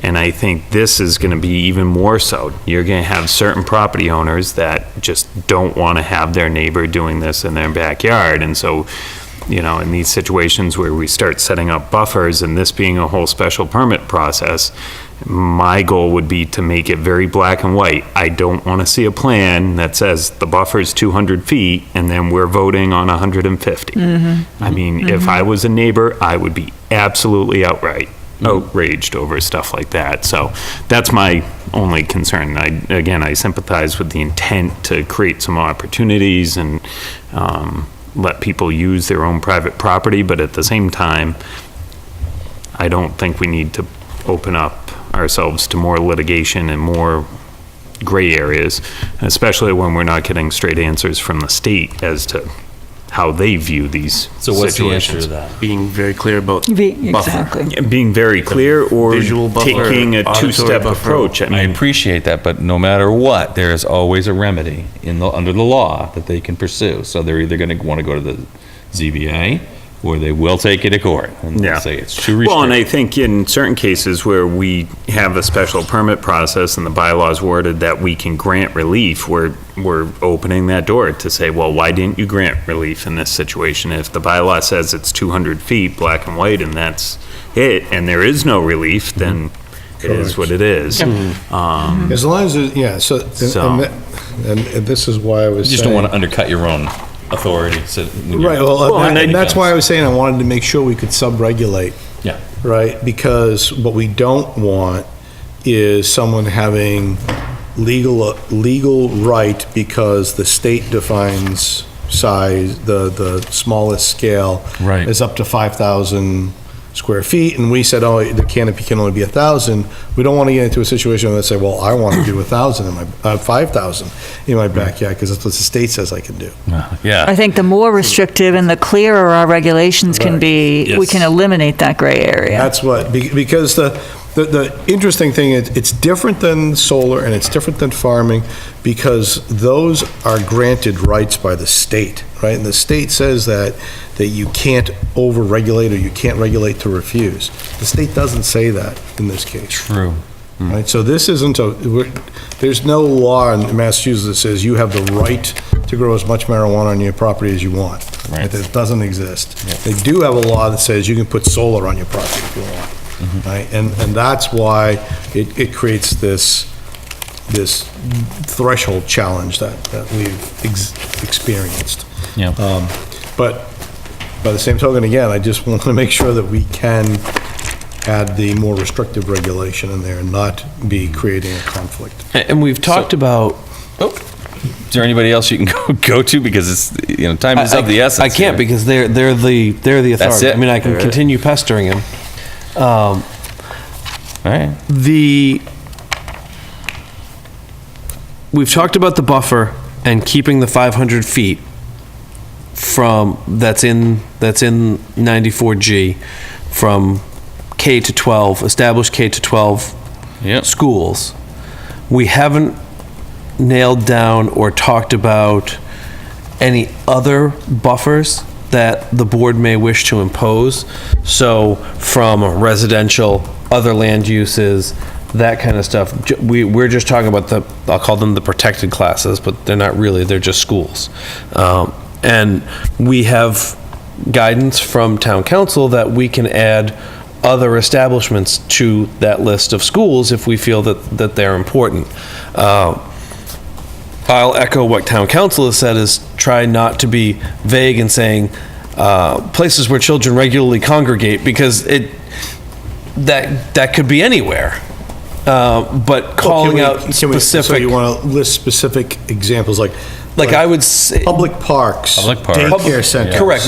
Registered childcare facilities. Correct, yeah. Because you don't want, well, I watch my friends' kids. I'm a daycare center. Yeah. You want a registered, state-approved daycare center, because there's a list of those. You can easily verify that. We could go all the way to Supreme Court with one of those. That'd be kind of cool. Put us on the map, baby. I want to stay as far away from court as we can. And I think we also want to say another marijuana facility. I did look at what some other towns have had, and they have the things that you just outlined: schools, parks, registered childcare centers. Leominster, interestingly enough, has childcare facility and family childcare. So I'm not sure what that means. There are two different levels. Yeah, right. 8 children. So if you call it and- registered, it's the same. It'll cover it. Family child care is six children or less. Right. Child care is an unrestricted number. So family child care is like somebody who goes and gets their license, but does it out of their home and only has so Okay, many so but kids. they're all registered childcare. Correct, Is what you're they're saying. Okay, and Leominster also has church. Yeah, I was just going to say. Or other religious use. Yeah. I'm not sure what that means. And they all have other marijuana facility, which I think is good. I don't think we want a whole cluster of them. Yeah, you Right? can say Or police do and we? fire. I guess that's a question. So far, they've been clustered by zoning in the industrial area. That's true, so maybe we don't want to say that. You're right, We've got a limited number of properties there. right. Yeah, you're right, because we want to, if we're shunting them out there, we don't really want to say, but you can have one there. Well, Well, if you want to, It's- if you want to abolish it in town and the vote doesn't go your way, you could always put a church in the industrial. I don't zone, even know if it's and about we can't abo- restrict you from putting that in place. I don't even know if it's about abolishing it, but you can use that as a way to limit the impact that they have on any one area. Even though you've identified them in the industrial area, we have, 3 miles of road from the beginning of the industrial area to the town line, and several thousand acres. So if you required them to be set off 500 feet from one another, I mean, I don't know that really limits you from having them located. I don't know that it really limits their impact, but I understand why people might do that. Well, let me ask you something, because this still confuses me, and I'm sorry if I'm belaboring a point, but when you get to the craft cultivator, there is the organization, and the organization is going to have its facility, and then you have the actual growers, and they're going to be widely dispersed. Well, the organization doesn't necessarily have to have a facility. It's just an LLC. Each of the It's a co-op. each of the members of the co-op could have their own facility. So if the 5 of you were part of the co-op, maybe Matthew has a greenhouse, and you have a greenhouse, and Ken has a greenhouse, and Tanner's got a building up on his piece of property where he's processing stuff, and Paula's got a kitchen somewhere, and she's making brownies and cakes and sodas or whatever, and so it's taking it and it's spreading it out. Hypothetically. Hypothetically. Hypothetically, the brownies are the best. She's got a boat and she's out there, mixing stuff and International waters. Yeah. the idea of the co-op is that it's decentralized. Right. Okay. It's different than. So they don't actually have to have a processing, or I can't remember. They don't have to process, and but they can. They can process. Correct. But they can't retail. Correct. Right. Okay. No retail. Right. They cannot sell direct to consumer. Okay. So should the buffers be different based on the different uses? No, Why not? because Because it's an I- administrative nightmare. Okay, but I think it's something we should talk about. I mean, Processing could be a Processing, home right. office. Yeah. I mean, you could do it. so I really want to, Leominster, for example, they have 500 feet from residential zoning district, church, or other religious use, and then they have 1,000 feet from school, childcare, family, park, playground, so they have different offsets depending on the adjacent uses. Yes, but And that's so- not for each different type. No, I understand that, but what I'm saying is a manufacturing facility is very different than a craft cultivation facility. And I might want a much more substantial offset for a manufacturing facility than a greenhouse in someone's backyard. Well, and I think the other half of that argument is if we're intending to allow any use outside the industrial area, because right now everything's in the industrial area. And From my perspective, the first blush of this and the implementation of this should be as simple and uniform as possible, with the intent that as the industry becomes more common, there is the opportunity to go back and amend. I understand where you're coming from and why you're saying it. I think there's a lot that everybody doesn't know. And when you start trying to vary it too much from the get-go, it creates the potential for confusion in the initial implementation. I think that it depends on how you write it. Personally, I would not want to see a manufacturing or processing plant within 1,000 feet of a residential area. That's much more than the 500 we're talking about. But if you say... So I think that we do need to talk about the specific uses, because I think they're very different. And for me, I mean, if you could, I don't know how close that residential line is to the industrial area, but if you say 500 feet, that's not enough, in my opinion, for a manufacturing or processing plant. The crux of that is craft cultivators have the right to process. So if you allow craft cultivation outside of the industrial zone, anywhere that you can cultivate for the craft, you can also process. Because by product of their license, they're allowed to process. Now, are they allowed to process any incoming product or just the product produced within the organization?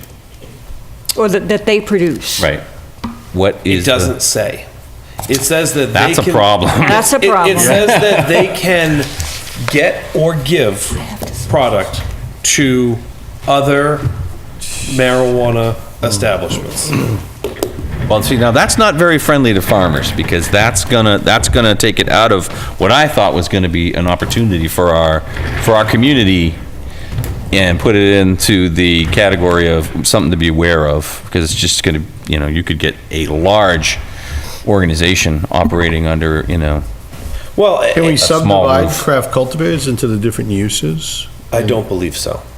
Because the singular license gives them that right. And I think the Because how does idea, canopy apply to that then? Yeah, if you can, I mean, I can. Because that's how much I they can can create cultivate. edibles in 100 square feet. yeah. correct. But also, I mean, if you're creating edibles under the license, you could you can collect you can produce as much as you want.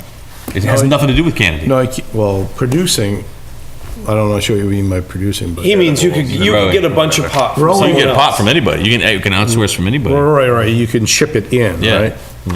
That's what I'm saying. So you could have an enormous manufacturing facility under the guise of a craft cultivator. Well, not enormous, you're still gonna be limited to 1,000 square feet.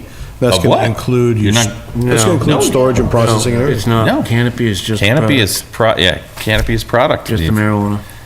Canopy is just the plant. Yeah. Well, can't we have size restrictions on what you can do as a craft cultivator as far as?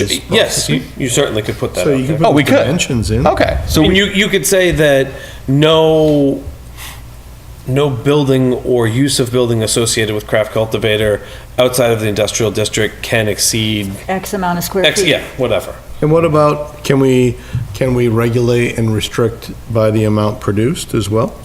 yeah, I mean hours. What about hours of operation? Because if they you don't. I guess theoretically you could, but then, I mean, the argument becomes you're talking about, we want to give the residents of Lunenburg, we want to empower them to enter this industry on a small scale at their home. But keep it at a small scale. Well, correct, but, so, let's say I'm a night owl or an insomniac, and I join a craft cultivator, and, you know, I don't have a green thumb, I don't wanna grow anything, but, man, I know how to bake. Let me make all sorts of baked goods, and I decide to stay up from 6 o'clock at night to 6 o'clock in the morning, processing weed into whatever else. Yeah.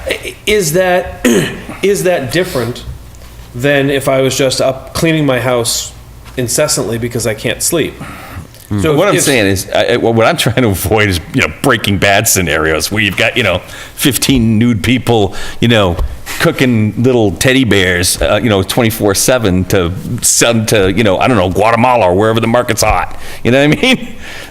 Who's stopping them? So if you. Well, look- you can't sell it over state lines.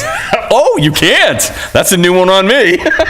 So, but seriously though, if you look at like the brewing industry, craft brewing industry, they do set regulations on the number of gallons you can produce in a year.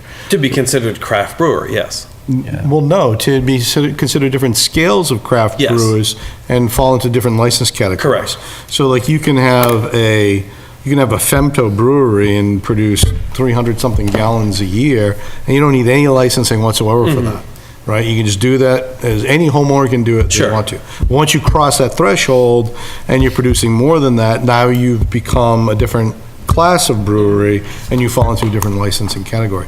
So other than doing it by what you produce or amount produced, I don't know how to regulate, because you can have a tiny brewery and produce thousands of beer a year, or you can have a huge brewery and produce very little a year.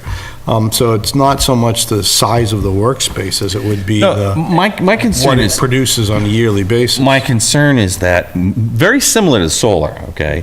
I'm concerned with people taking a residential property and turning it into a drug manufacturing property, a commercial drug factory. That's But- my concern. And that is mine too, but this says they can only acquire marijuana from other marijuana establishments for the purposes of propagation. Oh, okay. Does it say propagation? Yeah. I thought I didn't see the propagation. It says propagation, so it's So that very means they clear can that only that's get to it be for growing. So they cultivating. are It's to producing grow whatever they them. grow. Yeah, I mean, that's what it says. So they can only take in what they grow. They can take It's in permitted- plants or other things from people to grow with. Right, it says a marijuana cultivator may cultivate its own marijuana or acquire marijuana from other marijuana establishments for the purpose of propagation. That's Under growing. Yeah. cultivation or craft cultivation? Well, Indoor and outdoor marijuana cultivators. which is not a craft cultivator. So I'm not sure. I'm not sure. Is craft cultivator It's a specified? subset of cultivation. Yeah, it's a subset, and technically, I don't see how that makes sense, because if I'm creating edibles for the co-op, and I can only handle what I'm cultivating, then Well, but anybody within the cultivator, anyone within the co-op is, anything they give you has been cultivated under that license. Okay, so you can You only, don't have to restrict it to that either, though. They're not restricted to just what comes out of the co-op. this is my question. And just to kind of pick up on this whole argument, my next question would be, if we're going to try to do any sort of restriction on volume, like so many gallons, pounds, whatever, I don't know how we do that. how on earth do you enforce it? And I don't know that we have can. so many zoning We can't police it, bylaws in but this yeah, town that we'll never police are it. never enforced. Yep. Because there's no enforcement, period. Yeah. And I don't think that we can enforce that. Yeah. Because the licenses are based on canopy, not production. Okay. So if I guess, depending on who you are, 1,000 square feet could yield very different quantities. Yeah. If you've got a really green thumb, what's to say that you're not doubling the production of, some guy who's like, I like weed, I can grow this stuff, and is, out there with these really anemic looking plants that aren't really producing much at all. Yeah. It's a bonsai pot plant. Yeah. It's 75 years old. The theme I'm picking up on is we don't have a lot of answers for a lot of this stuff. That's right. Well, the trouble is craft cultivator is this really weird. Yeah. And we're in a quagmire here. Does anyone know where craft cultivator is talked about in the regulations versus cultivators? Slide. I only saw it on the slide thing. It's in the slide, it's in all the literature that they've given out as guidance. I understand that, but the regulation's very clear, because whether they're a craft Correct. cultivator or or some other kind of cultivator, they're still a cultivator. Correct. And it's very clear in the regulation that they can only acquire marijuana for the purpose of growing, of cultivating.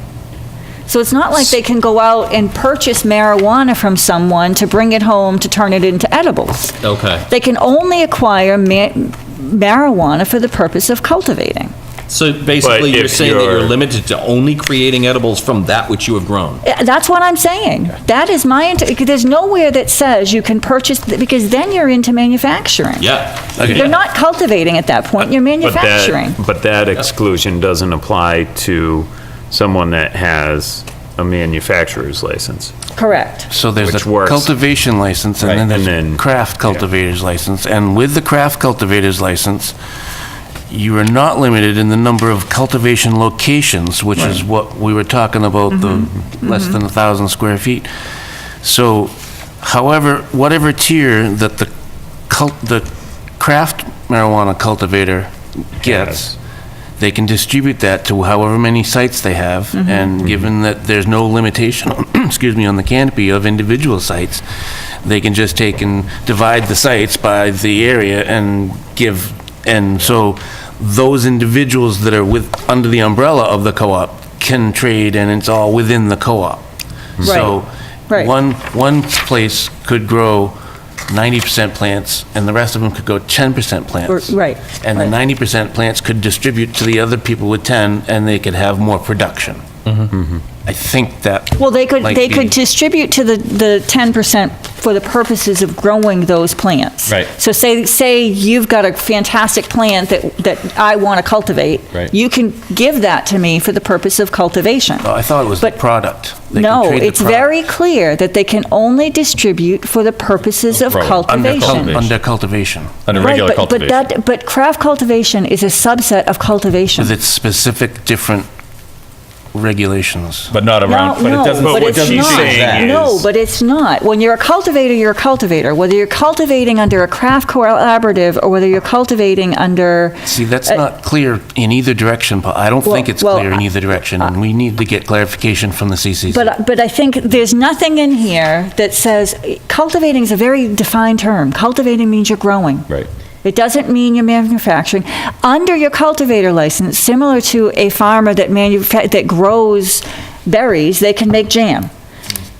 A cultivator that grows marijuana can make marijuana products. So then we need to know. But it doesn't mean that you, but a farmer who buys the berries from somebody and then makes the jam is not a farmer, they're a home, But in the definition, Kitchen. but in the definition of craft marijuana cooperative, it adds two terms that are key differentiators from marijuana cultivator. And the two terms are, well, the big term is obtain. Right, so, I don't understand what you're saying. Can you read it? I don't know what you mean. yeah, so it says a marijuana cultivator may cultivate, process, and package marijuana. Yeah, Cultivate, process, and package. Yeah. Where the co-op can cultivate, obtain, manufacture, process, package, and brand. right. And if you go to the actual regulation, you're reading a subset. If you go to the actual regulation, it says you can only obtain marijuana for the purposes of cultivating. I think, You're still obtaining marijuana, but you're obtaining it for the purpose of cultivation.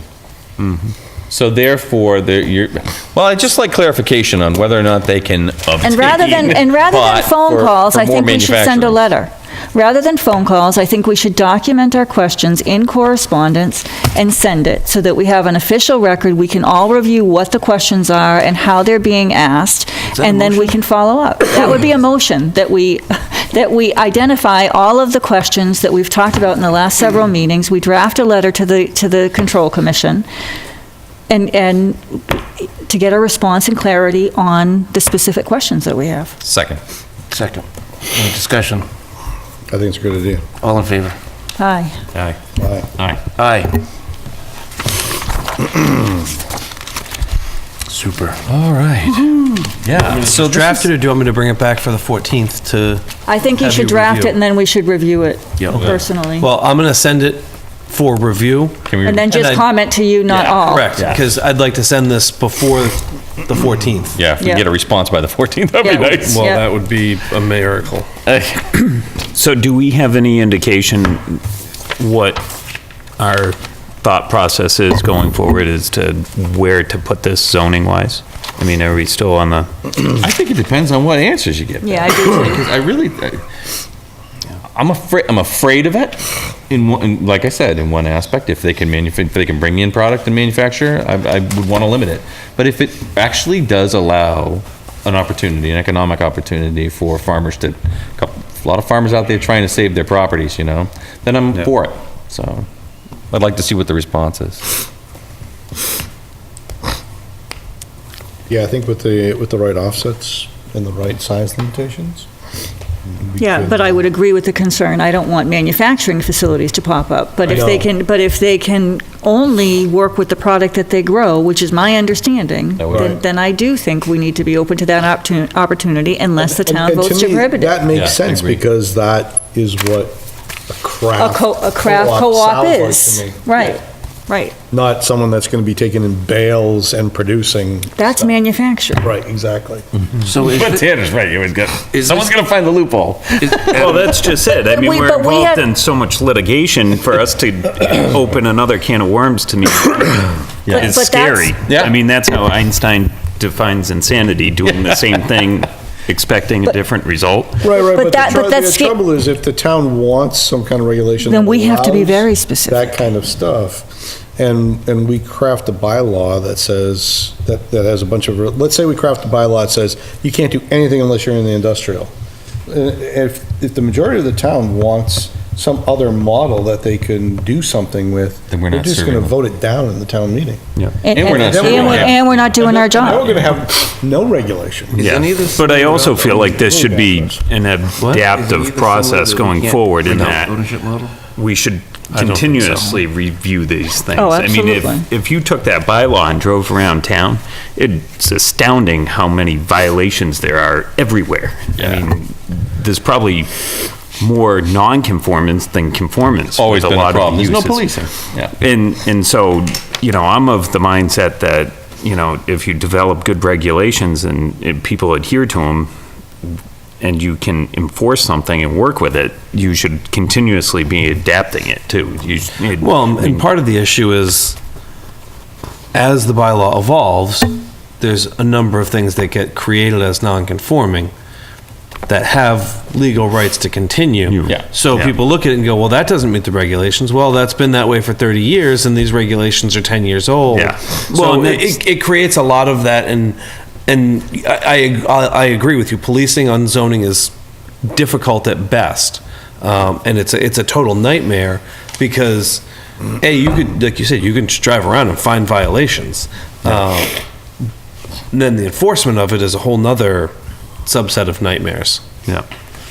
And I just feel like, I'm not opposed to it by any means. I try to keep a very open mind with things, but I also am mindful of, past issues we've had with bylaws and people finding loopholes and exploiting those loopholes for their benefit. And let's not forget that if we craft this thing and we leave a loophole somewhere, don't address an issue, misinterpret something from the CCC, once the use is established, there's no undoing that. That person has once they're there for life until that use expires. And so, as much as I would like to see us try to work and create opportunities, I'm also mindful of the unintended consequences of missing a detail here or there. Yep. And having a potential issue down the road, that's all. So, Agree, we have to be very careful. slippery slope. We have, are we talking, is this transporter, is that like Jason Statham transporter? Is that Uber? What are we talking about here? It's essentially Brinks. Brinks. So, Okay.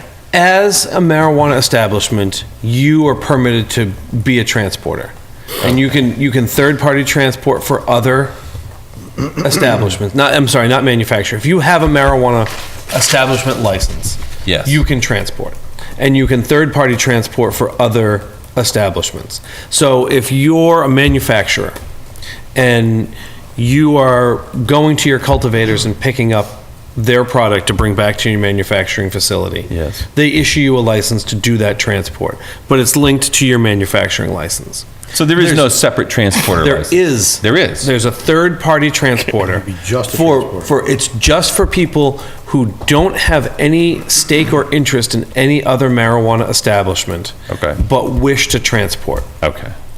Essentially, if they were to locate in town, it would be like Brinks locating in town. They don't bring the money back to the garage. They just bring their people go to the garage and pick up the whatever vehicle they're transporting in, and they go and they do their transporting, and then they come back and they park the trucks. Okay. Yeah, but how do you know they're not parking May store. parking full trucks? Is there any coverage of storage with? I mean, that could be part of your regulations, and I would imagine that the CCC and/or their clients don't want them parking trucks full of product Out in the open? overnight, Yeah. anywhere. Yeah. in But the is that building, defined in outside the regulations? I don't recall seeing transporter in the regulations. I don't either. But so- they do note it as one of the licenses that they issue in their guidance documents. But this goes exactly to Tanner's point, is that if the town votes to move forward with this, I think we want to be very clear on what the regulations are, so there aren't all these kind of loopholes. Well, And if they can get a transporter license, I want to make sure we don't have trucks out in a lot that's not incredibly secure that are full of marijuana overnight. and I think that would be part of the manner of operation, so you could say any vehicles used for the transportation of marijuana shall not store marijuana overnight. But we had talked about, I don't think we need to address the transporter license, and maybe we do. Because if somebody's got a big commercial lot and they say, I'm going to be a transporter, I think we want to make Oh, sure I think that that we they're should not. address it. I don't think it's a heavy lift, because Yeah. it's not. My understanding of it, and again, it's a question we can clarify with the CCC, but we could also prohibit the storage of marijuana at a transporter's facility. Okay. Because that would seem completely reasonable manner of operation. is- It's just essentially like a trucking company, which could Correct. fit well in industrial, but it could also maybe fit in a commercial. Correct. Right, So- right. Okay. So not a big deal there. So I guess I want to go back to the letter we're sending to the commission. Yes. Make sure that we're hitting all the right questions, I'm hitting all the right questions as I write it. So it's the obtaining product for the purposes of manufacturing for a craft cultivator. We want to know about the process for expansion of the membership of the cooperative post-license issuance. If someone were to join the cooperative and look to contribute, is there notification to the community where that new facility will be located? Correct? Yes. And that new facility has to fall. Correct. The whole process of how they You permit have to that new qualify. facility. Yeah. Each individual contributor to the co-op has to qualify under the regulation that meets all of the guidance in the bylaw. And we want to make sure that they are limited to each individual participant in the co-op is limited to what that participant produces for other product. I don't think, Meaning. We want to ask that. I we think can ask that. I think that the cooperative, it's a singular license. So any product produced under that singular license, they issue one license to the cooperative, and the cooperative can have however many 100,000 locations. feet. They can have a 100,000 square foot canopy. Right. As a co-op. Which, if we're saying they're limited to 1,000 square feet, there's 100 people participating. What I want to make sure is not part of that, is that 99 of those people that are participating are growing marijuana, and they're all shipping it to the 100th person in bales that's got a manufacturing facility in their backyard. In my neighborhood. That's dealing with 100,000. So it really goes back to your first question about the obtaining of marijuana. Okay, but see, and I think we're asking, those are two different questions in my mind. Because I think what you're describing, Ken, is allowed under Right. the license now, I don't want because. it to be. I don't they're- think it is. But they're all part of, they don't, said. each individual location doesn't have its own license. So the North Worcester Craft Marijuana Cooperative gets a license, and it has 100 members, and 80 of them produce. Well, let me ask this question. Can we restrict the members in the co-op in Lunenburg that says if you're a member of one of these craft co-ops, you can only do X, Y, Z?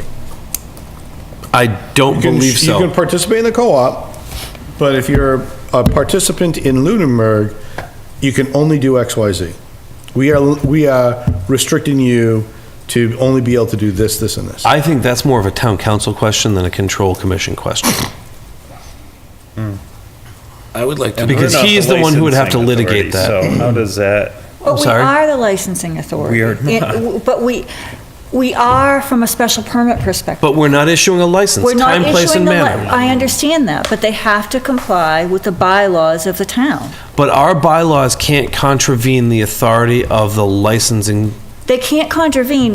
Typically, regulations cannot be less restrictive, but they can be more restrictive. This isn't regular. This isn't Typical. normal. I understand that it's not regular. And it's, the way the law is written is not the way that the rest of the general laws and the CMRs are written in Massachusetts, because it was written not by our legislature, but by a group who put together this ballot initiative and I know that. wrote it in such a weird way that there's a lot of stuff in it that doesn't match up with the way that state law normally works. I understand that, but I can tell you, having read some bylaws from other communities, that other communities are being very specific and very restrictive on their conditions. So, this is new for all of us, but I don't think that we can say, when we talk about buffer zones, for example, I absolutely believe that those buffer zones will hold up if we are challenged, because it is a bylaw. We are still within the spirit and the law of the Cannabis Control Commission and the regulations, but we have adopted more stringent regulations for our community, and communities all across the Commonwealth are doing that. Oh, I think the buffer zones will hold up without a doubt. I don't think that limiting them to performing certain actions under the license would hold up. I think the Cannabis But I Control don't think we Commission- understand what the uses are under the license, so that goes to the crux of our question. Yeah, and is there, what, if any, power do we have to limit the makeup or of the co-op? Can I you? don't think we have any, because we're None? not the You can't licensing say- authority. We can set buffers No, no. and setbacks I and all understand that, that. but we're not granting a license, so But like Ken said, can we say you can only grow in this town? You can be part of a co-op, but in this town, if you're in this town, you can only be a grower. That's what I don't Or- think so. Or if you're gonna have a co-op in this town, 20% of you only 80% of you can grow, and 20% of you have to be manufacturers or whatever, what control do we have over that? I mean, If I any? look at that all as a licensing issue, and if this was done like alcohol, then we would be the licensing authority and we'd have control over that, but it's not. There's no such thing as an alcohol co-op. But so No, it that's- doesn't really but- compare. It's more like Yeah. a farmer's co-op, right? Yeah. So Where what you I'm say, saying hey, you is- can Still need grow to all the know, apples that you Adam, want in town. what power you do can be we part of this have co-op, but you versus can't what produce power does the apple juice in CCC town. have? That you have to go to another town to produce your apple juice. Yeah. Follow what No, I'm my saying? my I do, and comparison I was honestly don't think they're gonna where the power tell us sits. that. I'm sorry, we need to have one conversation at a time. Yeah. Please. So I think we've talked about a lot of our understandings of these, and we need clarification. I would like to get clarification on the nuance of the fact that obtain is in craft marijuana cooperative, but not in cultivation. Well, I would like clarification. I think how you ask the question is important. And I was would a say that under the... A question that I would like Yeah, answered. Yeah, but I would ask that under section such and such, and I don't have it in front of me right now, it states that a cultivator may obtain marijuana from other cultivators for the purpose of growing. Does this mean that individuals can obtain marijuana for the purpose of simply growing, or can they obtain marijuana from other establishments for the purposes of manufacturing edibles or other products? I mean, that covers both questions. Well, I would make sure that they understand that you're looking at it in Yeah, conjunction. yeah. I think I've got a handle on what you guys are. Digging at. Picking it up, what we're laying down? This whole cultivation, the whole craft cultivator, it's not, I'm not seeing it in the regulations. So it's in the slideshow, it's in all this information. It's in But the bottom line is you have to look to the regulations. And it's in their definitions. I understand that. Which- But if you look at why I- can't we enforce the regulations? I understand. So where does that leave us? Where are we? The list of questions. I think that we gotta sit. Or moving on? Or drop craft cultivator altogether and just regulate it as cultivators. Oh, there you go. Can we do that? Can we say, because Yes. I thought I asked this question at the last meeting. You said no, because craft cultivator was a subdivision. No, I said cultivator, we can. Oh. I said, but we had talked So about we can say, we allow small-scale cultivators, you say, you know what, cultivators up to this canopy size are allowed in the industrial zone, and any cultivator under 1,000 square feet is allowed in any zone that has the required offsets. And they can't be in But no there's no co-ops. craft cultivation allowed in Lunenburg. And the challenge with that is, what about the uses that don't have a canopy? What do you mean? Well, if Making I'm treats. Making edibles, I don't have a canopy. Well, you're a manufacturer You're a then. manufacturer, you're not a cultivator. Member of the Oh, I see No, what we're you're saying saying. there's no craft co-op. We're saying there's no collaboratives allowed. But can you say that? I thought Adam just said we can. No, I said you can choose to just regulate cultivator. and not specifically regulate craft cultivator. But then But if craft you they- regulate it, that's still then gonna they allow just- that's gonna allow. Yeah. Yeah, craft Ken's cultivators- they just- question was, can we not allow craft Oh, cultivators? I'm sorry, I misunderstood what you asked. Yeah, because I was saying you flip-flopped on your position. No, I don't think Yeah. that you cannot allow, you can, All right. But So we could regulate it We have to as deal Correct. with craft cultivation. Well, sort of, in that we could regulate it as cultivation. correct. which You could we just put in the have industrial one type of area. regulation for cultivation. And then all of the residential impacts and size of, Yep. you know, All goes away. But then that opportunity goes away. But the opportunity goes with away. it. So but not forever, in that we can always revisit No, we could always this revisit and it, that's true. tweak it But and- we've already had people say, you know. We wanna that's do the problem this. I have with it. is that Yeah, we've had people yeah. come A in lot and of say- townspeople, I mean, that was what I interpreted. I mean, obviously, there's people in town that want to ban it completely, but there's all the positive stuff that I heard. I didn't hear a lot of positive stuff for retail, but I did hear a lot of positive stuff for people that Growing. wanted to participate in some small-scale growing capability. And we are a farming community, so I'm like, oh, a small-scale growing capability with a co-op seems to be a good vehicle. It does, even though it's For- not agriculture. But Right. yeah, it does. Right. It is agriculture, just doesn't fall under the agriculture definition in Massachusetts, but it's still agriculture. Yeah, It's- sure. You're still growing, right? And so maybe you have a small greenhouse that, you know, you grow poinsettias in, right? And you want to convert that to do some special line of marijuana or something and participate in this co-op. You don't want to pay all the licensing fees of actually going and applying and all the overhead Right. of running your own cultivator license. So you just want to participate in one of these co-ops. Buy in. Which is very, very low cost startup and gives you a little bit of auxiliary income as part of your hobby. I just think that that is something that would be a use that would be appealing to the town. For I the do too. townspeople that want to participate in this type of thing. I agree, but Tanner's warnings are not, Yes, no, I Not- I'm understand. not If you get the language wrong, everybody is, Yeah, and I guess if we get some clear answers from the CCC on things, but my understanding is they have a lot of work to do on their regulations, and there's a Yeah. lot of oh, changes there's coming already down. lots of changes coming down the pike. And I guess that would be my one caveat. thought in not trying to sub-regulate into craft and putting it all under cultivation and understanding that, yes, we have these people who want to do this. Right now, we're telling them they'd have to go buy industrial property. Correct. So can we get answers and maybe that'll We get can us try. closer? Hopefully, I mean, I don't want to be, seen as dragging my feet on this issue, but at the same time, you need clear answers on things Yeah. that Yeah. you can craft something that's intelligent for a bylaw. I mean, if you don't have the right information to go on, I think it's speculation at best. Yeah, I see your point, and so you might, so, if I can jump ahead, it sounds like you're saying you would rather see it not included in our first go-around, right? Or restricted to the industrial, rather than take risks with I really possible fear, lawsuits. though, If we can't get some solid answers. I really fear if we restrict it to industrial, it might not get voted in. And then, As do I. and then we have no regulation on it.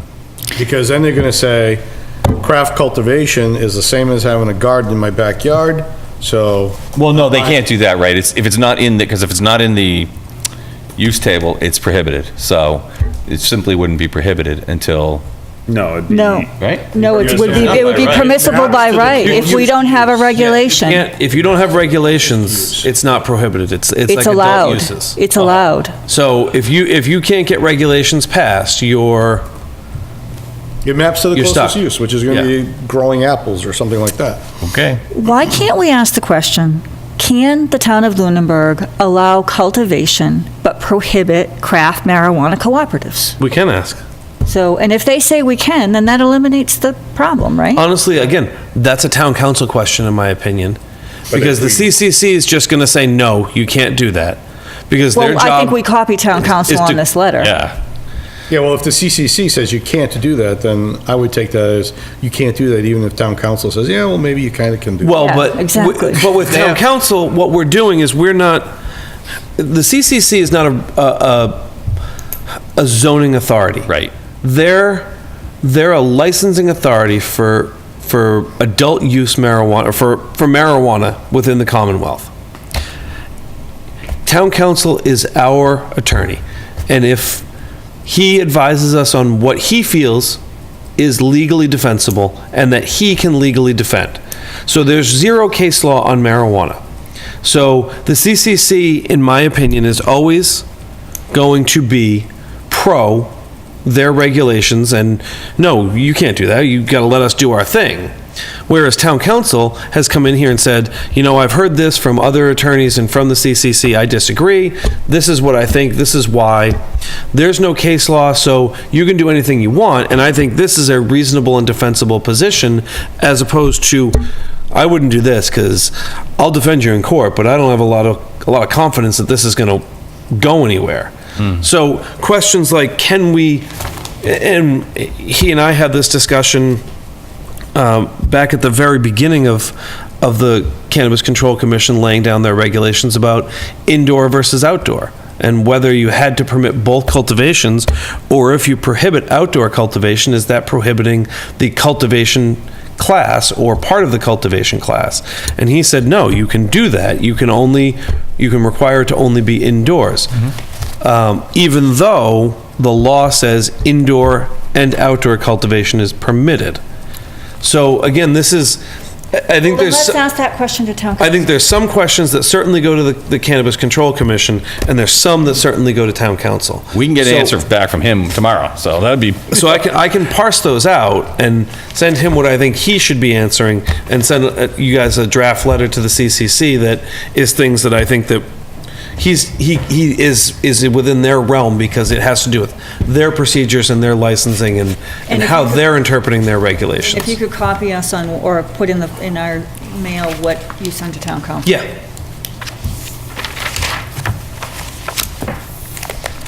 I'm not going to copy you because I don't want it to get into the open meeting law business with town council, but when I get a response from him, I can send it around. Why can't you copy us? I guess You I said- can. Absolutely you can. Yeah, because you're not going to participate We're in the not discussion. participating. Yeah, you're just, it's You can always just informational. you're sending it on behalf of the planning board. True. You can CC the Yep. planning board.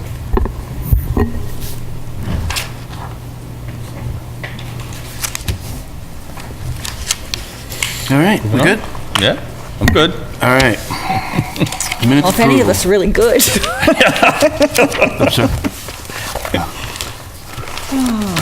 Minutes approval for 11/26/18.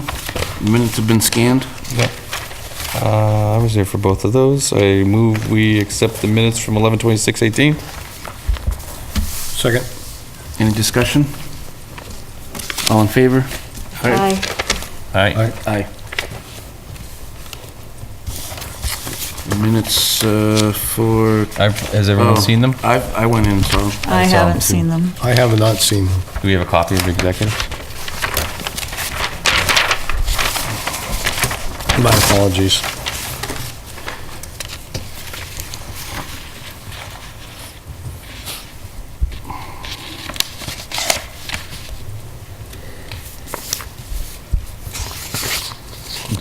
Actually, faster than I thought it would. You didn't say nothing yet. Ugh.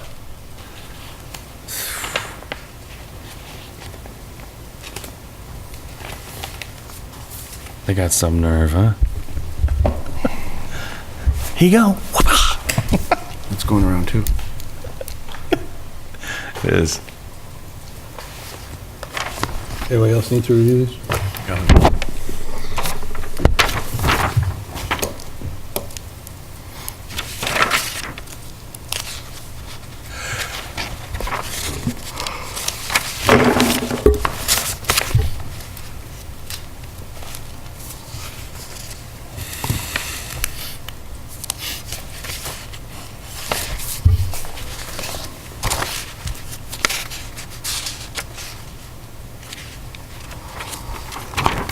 I move we accept the executive session minutes from 11/26. Second. Any discussion? All in favor?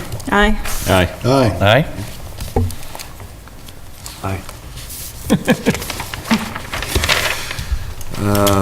committee reports.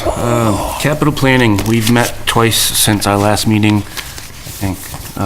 Well, anyways, I've got as notes. We've seen DPW, and that was the last of our discussions with department heads. And at our last meeting, we started prioritizing. I believe we had 11 total requests, which sounds really low. We don't really have a solid, hard number that we've got available yet, but I think it's something around 600,000, with a total of $2-something million in requests, of course. So that's where we're at. We're not going to meet again for another couple weeks. Stormwater Task Force. We met last Thursday. We went over minimum control measure. Was at number 7? 6. We had both consultants in there with us, discussing different timelines that we've got. We had conversations about which departments were responsible for what at what time. There's a whole bunch of different criteria that we've got anywhere to meet from within the first year of the permit to the 6th and 7th year of the permit. Goes pretty far out. We had discussions about who and what and how we were going to meet these requirements. As it's been stated before, it's an unfunded federal mandate. So it's kind of got us a little bit concerned and questioning and how the town's going to take care of it. The Agricultural Commission has not met since our last meeting. The next meeting is going to be, I believe, the 20th, the third Thursday. Open Space ad hoc? Space, nothing, we'll touch on what we have in a minute under Director's item, which is the open space plan has been sent out, but we don't meet again. If we're going to meet again, it'll be in January. But we're thinking we're done, depending on what kind of word we get back, and we're ready to submit to the state, so we'll see. All right, the MJTC? IMJTC next meeting is Wednesday. Paul, are you going to be able to make that meeting? No. Uh-oh, I'm not supposed to be able to make that meeting either. That creates a problem for us. Yeah, so the meeting is Wednesday. It looks like both Paul and I are not going to be available for it. Is there anything pertinent to the Summer Street construction? No, that's all progressing. No. I mean, there's always some tidbits of useful information, but I can't think of anything else that directly affects Lunenburg. Yeah, No. and we don't have anything coming up on the tip. No. There's nothing proposed, so Right. we're just in sustaining what's going on with Summer Street. So unless anybody wants a fun-filled evening with some traffic engineers, Can't do it. I used to do that. It was a good time. Seriously, that's right up my alley. MRPC? I had our December meeting on Thursday last week. Mostly administrative stuff, going over cash tallies and getting caught up. They've got some more staff changes going on. One of their planners left, so they're seeking to fill that role. But nothing real demanding on our end. We've got the guidebook in progress, so yeah, so charter review. Yeah. So I went to my first meeting a couple weeks ago on Wednesday. Cemetery Commission was there. They have a concern about the control of their new building. They feel as though that they should have control of the building, seeing as how it's their funds that are being used to construct the building, which kind of is in conflict with the spirit of the DPW. Because essentially DPW is sharing all of the resources, and so Cemetery Commission has been storing their equipment at the DPW garage and the Parks garage down on West Street for many years, and now there's a little bit of a disagreement there as to how that whole process works out. So a little bit of detail to sort through there. And then the other issue that we discussed was the wording of the full jurisdiction that the town manager has over town facilities and land. The current draft proposes that the town manager role has full jurisdiction over everything in town with the exception of property under the control of the school committee and conservation. And I brought up the point that recently Massachusetts has given agricultural commissions the ability to hold property much like Conservation Commission would. And if that's the case, then why wouldn't they share the same exemption? You know, it's of my opinion that we should give the responsibility to the people that are the most involved in the individual properties, you know. The schools take care of the schools. The Conservation Commission is in care and custody of a lot of property in town. They should have jurisdiction over the property, and I think AgCom should be in the same boat. So we'll see where that goes. Excellent. And to follow on, as AgCom Chair currently, that has been on our agenda, and in full honesty, I did not feel that we needed to bring that before the selectmen at this point because we have a very limited membership. We had been running under 3 out of 5 members for the longest time. While we were still at 3, we had 2 alternate member positions added. We've since gained 1 additional member, so now we have 4 members. And I was in hopes to fill the 5 commission members and fill the 2 alternate members before we approached the BOS, because my understanding is that the Agricultural Commission simply needs to go before the BOS and be approved to hold land. And then once that has been done, then it would be very similar to the way Conservation holds the land. And I understand that Conservation is a 7-member board as well. Yep. And just, I thought that it was important to have a full committed membership before something as serious as holding land. Yeah. was to take My only place. concern was, in regards to the charter, is if you get approval from BOS, you can hold the land, but essentially it's still under the jurisdiction of town manager at that point, unless the exception is built into the charter. Per what you were saying about the charter. Yeah, so they're related, but they're 2 distinct issues in Right. that you can hold the land, but it would still be under the full control of the town manager. And so, Okay. Green Community, any further questions about, no? Green Communities Task Force? I haven't heard anything. Adam, have you let them know that I am the representative, Yeah, well, you're the liaison. the liaison? Okay. I don't know that I don't they've even know met. who the chairman is. I don't know. Do you know who the chairman is? It's Dave Blatt. Can you just I'll have him notify? reach out to Because you. I don't have any idea when the Yep. meetings are, or, so. I don't think they have any idea when the meetings are. Well, I heard, sometimes. that's what I heard, so.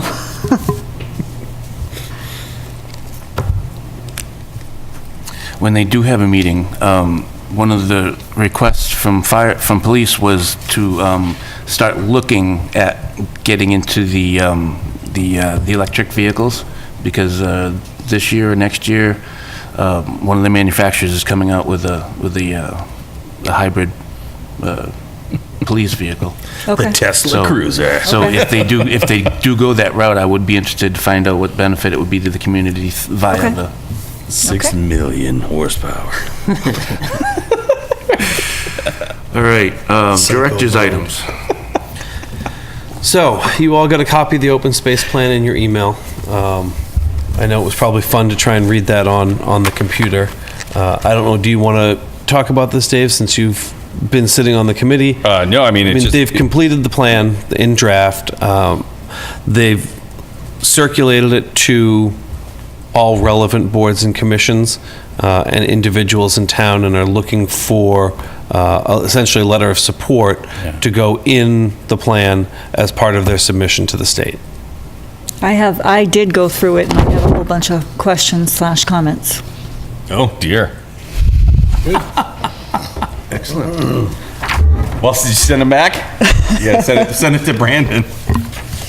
I don't know, Mr. Chair, I don't know if you want me to highlight them, or, Well, I also went through it, and I did forward my comments to Brandon. okay. So I think some of this is relative to planning, though. I tried to kind of stick with that. Okay. So, one of the questions that I have is, as you all know, there's a large development being proposed that's currently in litigation that's not listed in the counts. I think it may be appropriate to be listed and at least reference. I'm concerned in section 3.C regarding the calculation for build-out, and I'm wondering where that number came from. And it's one of the questions I keep having with, or conversations I keep having with MRPC, because if you look at the build-out calculations, it never took into account the installation of sewer, which I think can really, you can see what that's doing based on the 12% increase from 2010 to 2017. Okay, I can give you a little Okay. bit of information now. Okay. I don't have the actual plan with me, but in that we did, you have the numbers from the census, but the census information, we thought, looking at it, I went over it with Rich Brockelman. Yeah. And looking at that information, we thought that there was too much of a projective component in it. Okay. To get decent numbers from it. So we went with a different calculation. I forget which, it's in the plan. I forget, it's Okay. noted. But those numbers seemed a lot more reflective of the reality of the moment. And that's, I think, what we're going for in the entire document is a snapshot. So if it was tied up, for instance, like with Arrow, if it's tied up in litigation, if it's not on the board, if it's not even accessible right now, if it's under chapter, we can't include it. You know what I mean? So it wasn't included in, future potential was not included in the snapshot that we were trying to provide. Do you follow what I'm saying? Okay. So, with the moment that we're in right now. Yeah. The next one is just that there's a comment that you talk about environmental issues, and the fact that one of the basins that makes up Lunenburg is under a medium level of stress is important, especially for open space, because that's an area that we really should be looking at to preserve, because we are currently a net exporter of water in that area. Yep. And I guess I'm questioning the planning board's role, and it really, one of the things that is talked about is the control of the Cemetery Commission and the Parks Commission. And I guess it's a question for this board, is planning is mentioned within the open space plan. Marshall Park needs master planning and redevelopment to revitalize this amazing resource. What does that mean, and what is our role? And so, let me just run through them, and then Sure. just this section. The Parks Commission, they talk about the fact that the commission is limited, and that current staffing levels of the DPW are overutilized, and we need to look at expansion of access and current funding for personnel. So for parks, and I'm hearing that trickles into cemetery. I don't know what, if any, role the planning board plays. And then one of the objectives in the open space plan touches on the master plan, and it talks about restoration and enhancement of key recreation resources, and they highlight Marshall Park and Town Beach. How do we tackle that as a board? And because the open space plan, I was on the Board of Selectmen for a long time, and those recommendations were in the prior open space plan. Yep. How do we tackle them as a planning board? Well, so these, I'm just going to give my 2 cents on this. So, the master planning, it's in our purview to oversee that. That's going to get done not by this board. That's going to get done in cooperation with every other board and every other department and MRPC, and they'll probably end up doing it for us, writing the actual, completing the document for us. At least they have in the past, I believe, right? No, I don't think they did in the past. No, Oh, it's been done okay. here, no. Well, I understand that they want to be involved in it anyway. Done modules. Yeah. So they'll work on it, everybody will work on their part. And in the same way, the open space plan sort of comes to, brings from different disciplines together, as well as the public, to get what their take on things are. And the Parks Commission, as far as the open space is concerned, there is a lot of small parcels in town that fall under just municipal lands. And they could be used in the future for things like. Yeah, that's my next question. Yeah, little pop-up parks, spot parks and stuff like that.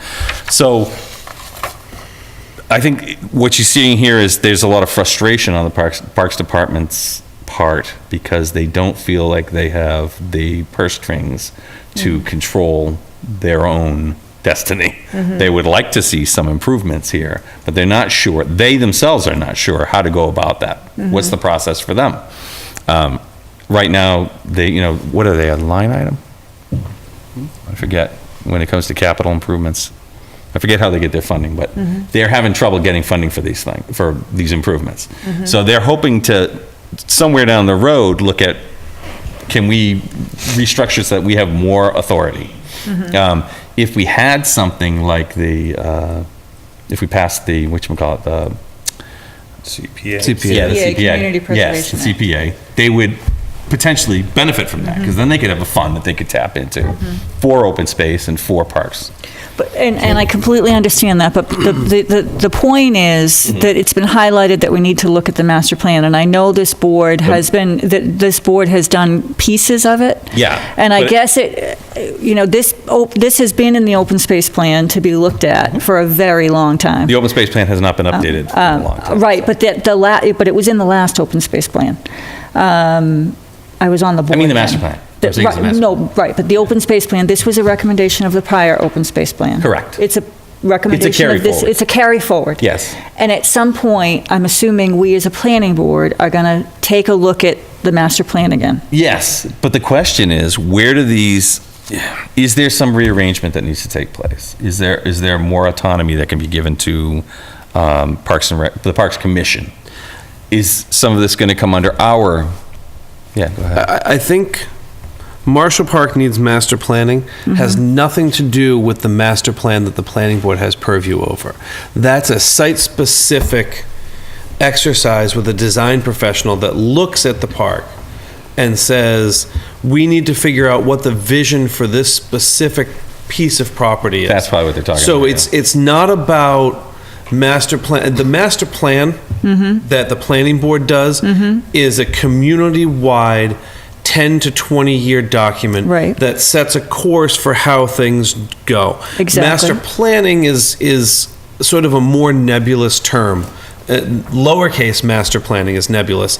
And in the context of a park, and the way I read this and the way that I think it's intended is, we need to look at Marshall Park, and right now Marshall Park has 3 baseball fields, or a softball field and 2 baseball fields.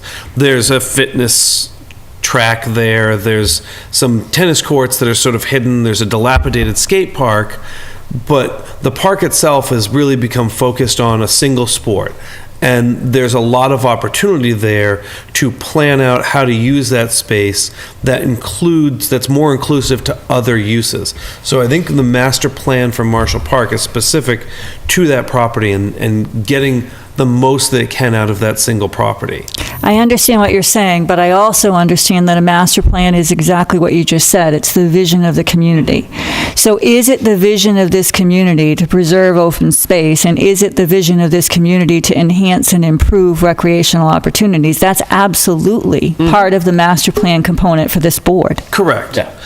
And that's my question. Well, because if we take the open space plan and we take all of the recommendations and we don't move forward and we don't go forward with some of these recommendations, and the next one that I talk about is repurposing general municipal land, that is absolutely part of master planning. Correct. And if you go back years ago, I've been involved in town government for a long time, and you go back to some of the vision sessions of our prior master plan, it was talking about all of these things of what is important in our community, what do people want Lunenburg to be, and it absolutely is part of master planning. It doesn't make sense for individual components, which is why it's so important we all work together. It doesn't make sense for the park departments to go off to do this and this one to go off to do that. We all have to have a vision for where we're going, which is exactly what this is a piece of the master plan. Correct. And when the master plan is put together, the open space plan is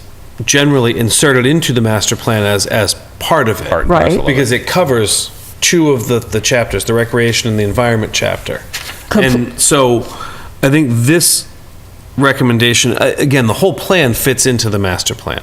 This specific recommendation, I think, is more insular to Marshall Park itself, not any singular department, but to the park itself. Yeah, I see what he's saying. And I would disagree with you. Well, not having the document in front of me, I see that, I mean, you've quoted it here, but I'm not, I see what he's saying, and it may very well be from the actual document that he's right.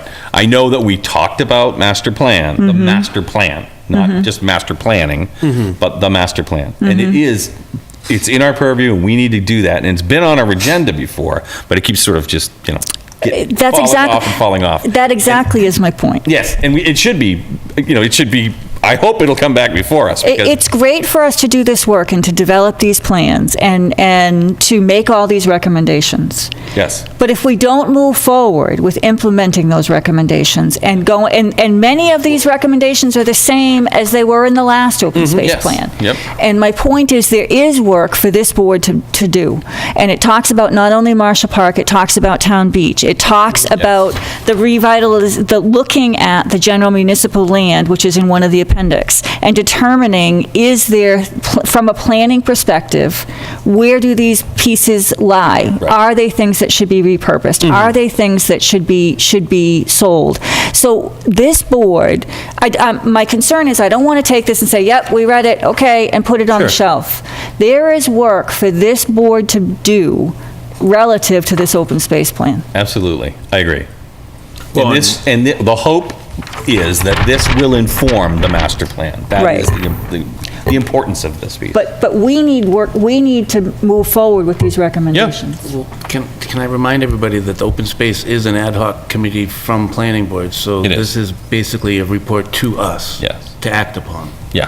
Thank you. Okay. And Paula, I'm not sure if you were on the board, but I brought up the master plan, and Adam was going to reach out to MRPC to see if they had the ability to apply for a grant. I know there's another round of grants. It comes out, I think, February, and it's through, Well, she just talked about the DLTA grant as well. correct, but DLTA is not going to cover more we'll do than a pieces. chapter. Right. And, we're talking about this now. Tomorrow night, we're meeting with the selectmen, and there's going to be an item about the master plan that they have at their meeting. There was a snafu, so our agenda didn't get posted with the master plan discussion, but the board can participate individually, but can't collectively discuss what they're doing. So even though the whole board is there, it's at their meeting. Individually, you can each comment and talk about the discussion. There's some thought of getting capital money to do the master plan over a short period of time in order to move that along and not do it piecemeal through MRPC or try to have the planning board do the master plan over a longer period of time. Could we do it in-house? Yeah, it's probably going to take 3 to 5 years to do it in-house. Wait, say that again? What's on the table to do the master plan in relatively short time? How? Through funding it through as a capital item. And then hire an outside consultant MRPC would put, that's what I was trying to to say. do most of the research and They would do populations and Yeah. compile. So there'd be, and again, I don't know what the structure of it would be, but generally what you would do is there'd be a master plan committee, and they would work with a consultant on writing the master plan. Well, I have real concerns about that as a member of this board. The master plan is under the jurisdiction of the planning board. Correct. So to talk about a master planning committee, I think we are the master planning committee. And if we want to hire a consultant to do work, we need to give that consultant direction and vision on what we want to do and how we want that work to occur. It's not up to an individual committee separate from the planning board. Well, again, that's certainly a part of the discussion that could be had. And when is this discussion? It will be tomorrow evening with the selectmen. Well, unfortunately, I'm not able to attend the meeting tomorrow night, but I am vehemently opposed to that. And I will pass that along. Chapter 40, section 80, I think, is 80 or 81. 80 or 81. It's got sections 81A through GG. Yeah. So there's a whole lot of reading, which is basically the declaration of the roles and responsibilities of planning board. If you haven't read it, I would suggest you at least look through the master planning section of it. I will. It's very detailed. And what are your thoughts on this? I completely agree. It is in our wheelhouse. It's our rule. It is our responsibility. It's not only It's called out in the charter. it's our obligation and our responsibility by Mass General law. Yeah. Correct. And generally, what is done with these That doesn't mean you types can't farm some stuff out. Correct. And generally, a master plan committee is formed with membership from the planning board, membership from other committees throughout town, because the master plan covers more than just planning. And there's a multitude of ways to do it, but oftentimes it culminates with a town meeting vote to ratify the final master plan. So it wouldn't just be, you guys go off and do this, it's in conjunction with the planning board, but recognizing that just the planning board, it's bring other people in, and again, I understand what you're saying, but I'm very confused about what's happening tomorrow night. What is it's a happening tomorrow discussion about night? the potential for adding a capital item for funding a consultant to work with the town to write the master plan. Okay, can I just ask, why hasn't that been brought up to this board prior to now? I was told about it on Thursday, and in putting the agenda together to send out to the town clerk, it didn't go out by email, so it didn't get posted till this morning.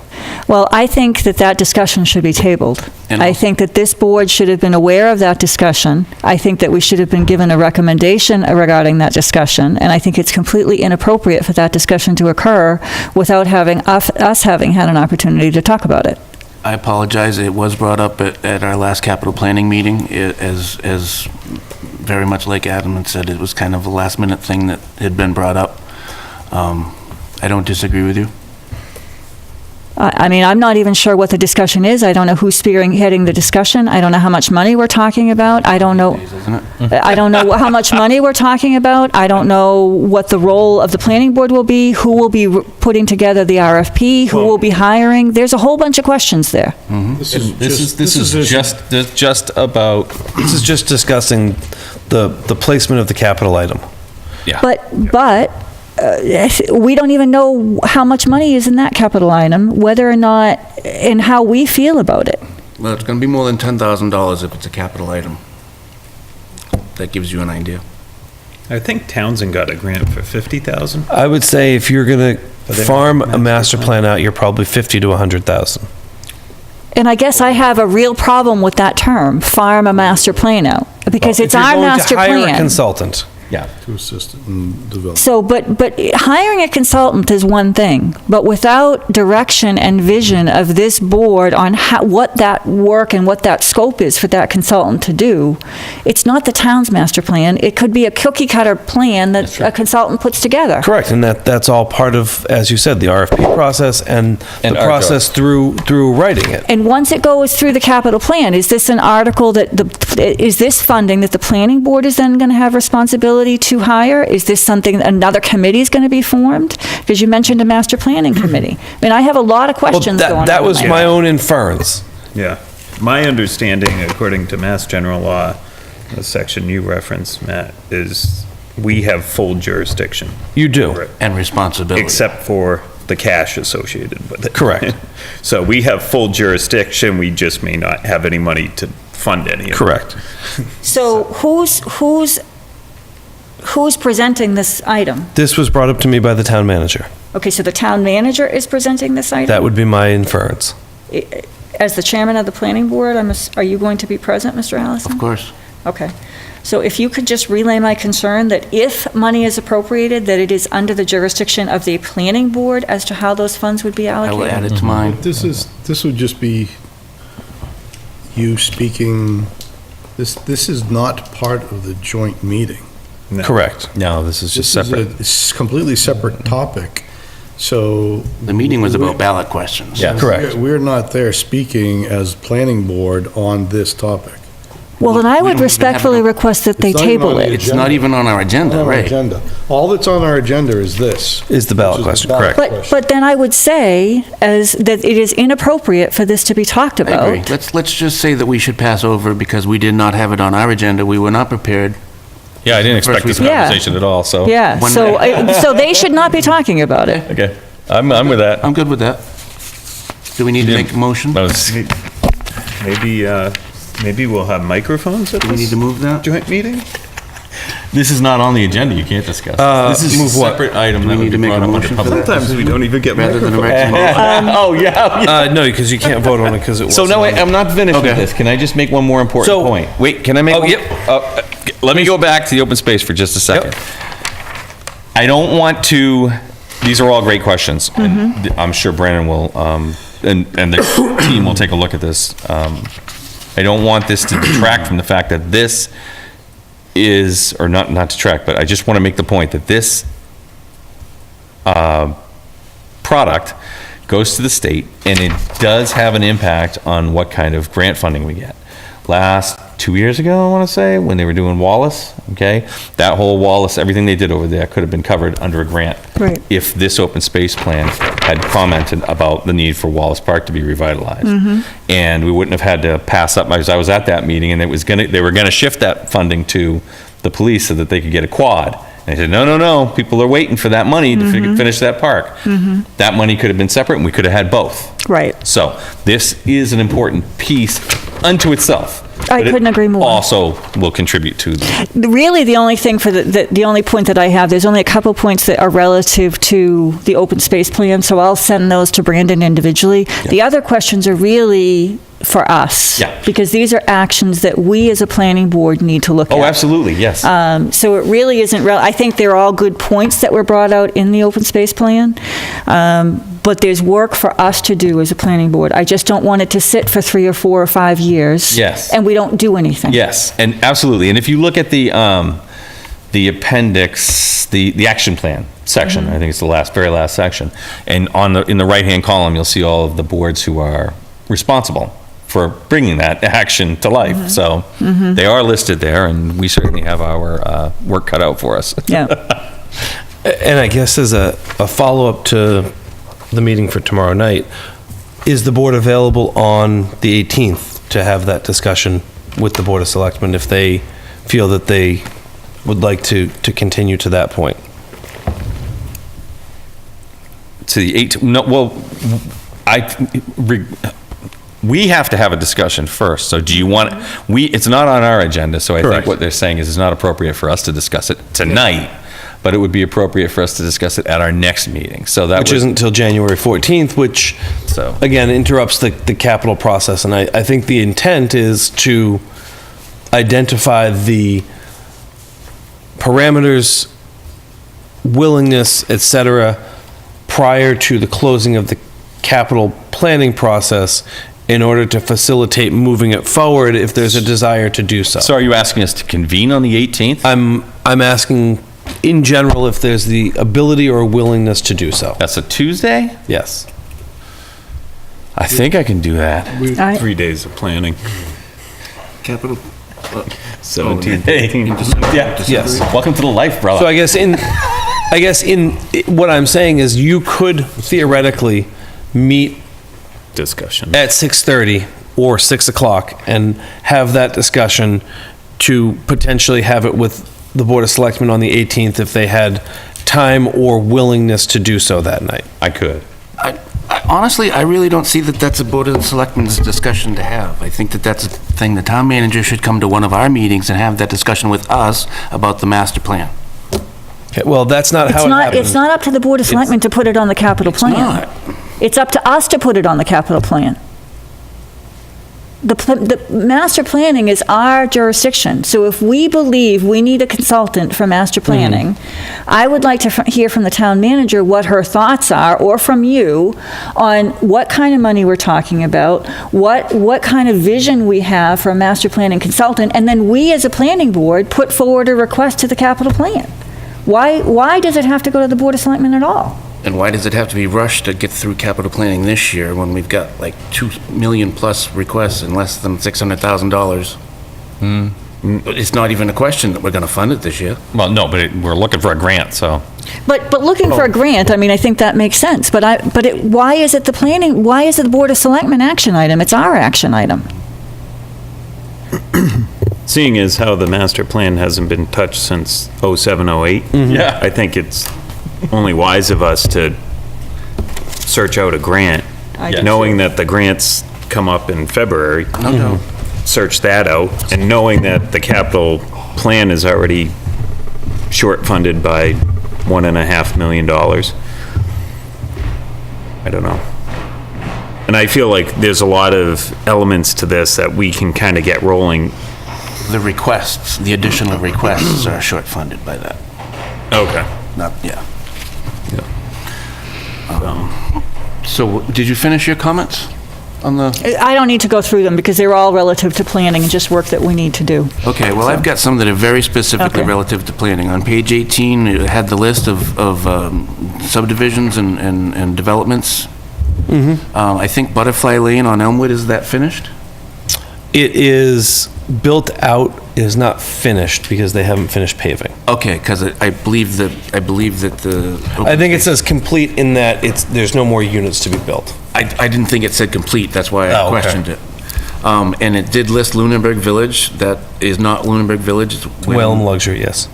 That needs, and I forwarded this to Brandon, so he's gonna, and I did request to sit down with him to have some discussions about other things that he had brought up to me. And then I had also the question about the Aero property.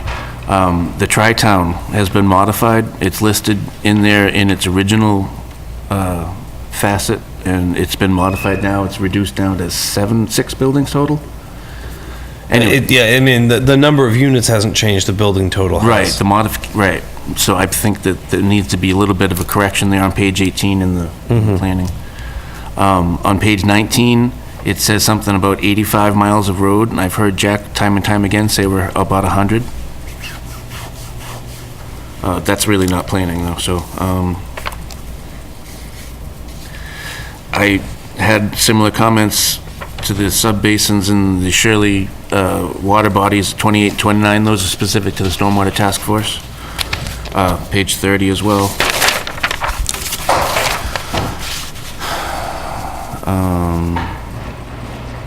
Page 47, I don't think they mentioned Wallace reconstructed in 2018, Wallace Park. They did mention plans for a skate park, that was good.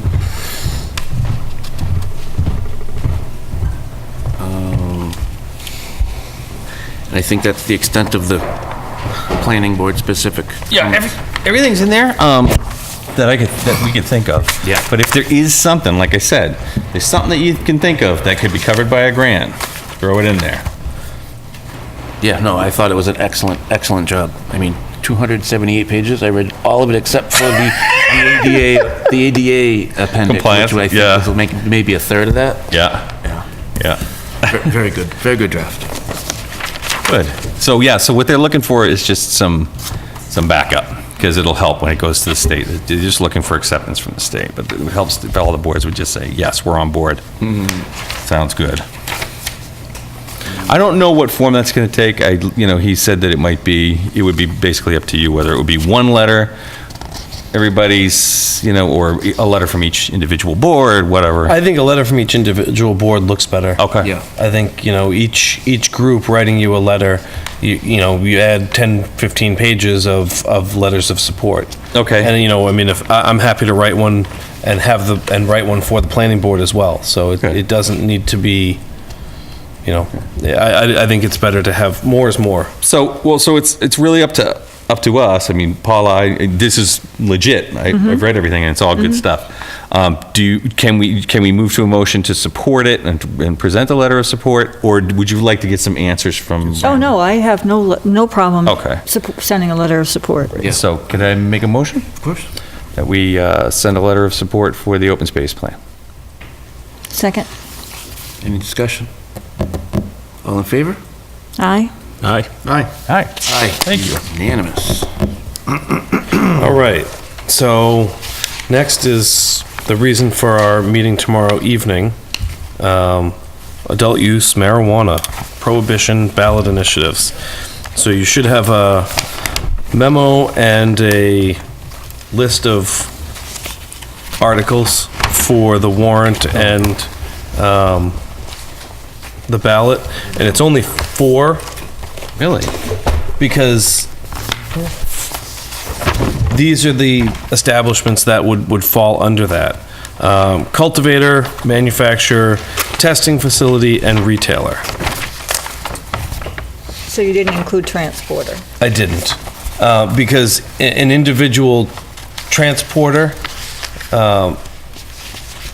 again, we could regulate to not have marijuana. We can put it on there, but it wasn't one of the ones that jumped out at me. And I was looking through the list. Again, and we can represent it because it's going to look exactly like this, just say transporter, if you wanted to add it on there. I think it makes sense to. Yep. What form did that take? What are we looking at here? Oh, here it is, okay. So, are you looking for general feedback, or are you looking for, I mean, we don't have a lot of time to change anything, so. Well, I mean, you got plenty of time. Tell me what you want to change, and I'll change it, and you don't like it. It's not that I don't like it. I think that, let me just ask a question in a different way. So, the way that the questions are written, there's nothing to indicate what the alternative is. And so, would it be possible to pose the questions more as do you want A or B? A is prohibition, B is regulation, where we would have these types of things about this particular item. Like, some of the stuff that we've been talking about today, we could put a few bullet points down of what the regulation will roughly deal with. No, there's no way to do that on the ballot. Can't do that on the ballot? Well, my understanding. We don't need the ballot. So the ballot has to be structured as yes or no?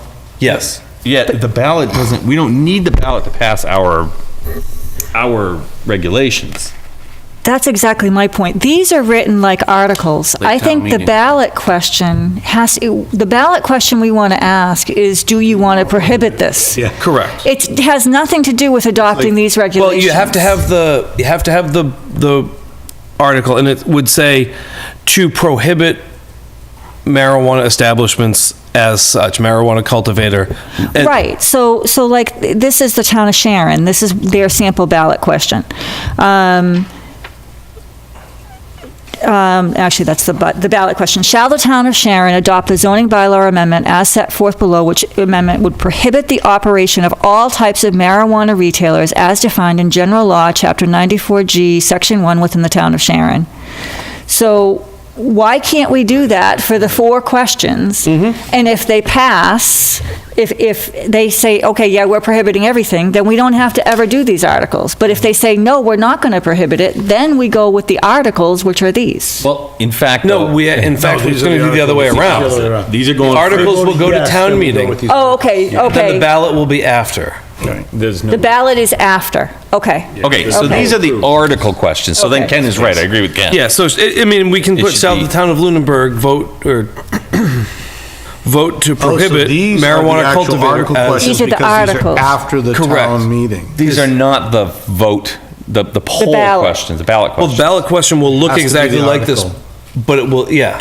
Oh, it Why- has to, that's right. it But, has to and I mean, the text above it, to see if the town will vote to modify, but shall the town of Lunenburg vote to amend the code of Lunenburg by inserting marijuana cultivator, Right.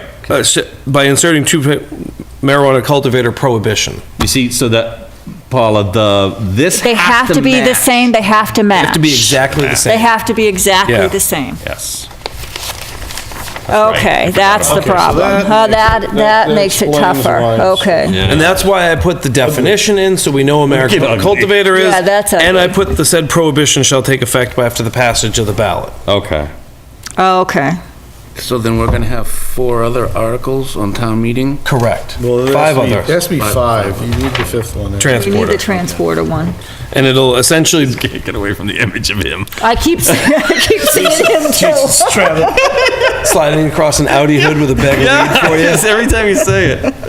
My God, it's a great security. I mean, really, these are, I'm less concerned about, because this is more just a form thing. This is what I want. I take the feedback on this, and I'll make those amendments. But this also, you know, your background and where we've kind of gone with it. Yeah, I think this is. I thought the letter was good. Okay, I feel like I could probably type in a larger font. Pretty wordy. Yeah, I was gonna say, it's really tiny. For us old people, it's really tiny. I watched David with the magnifying glass, and I keep trying to make it a little bit smaller.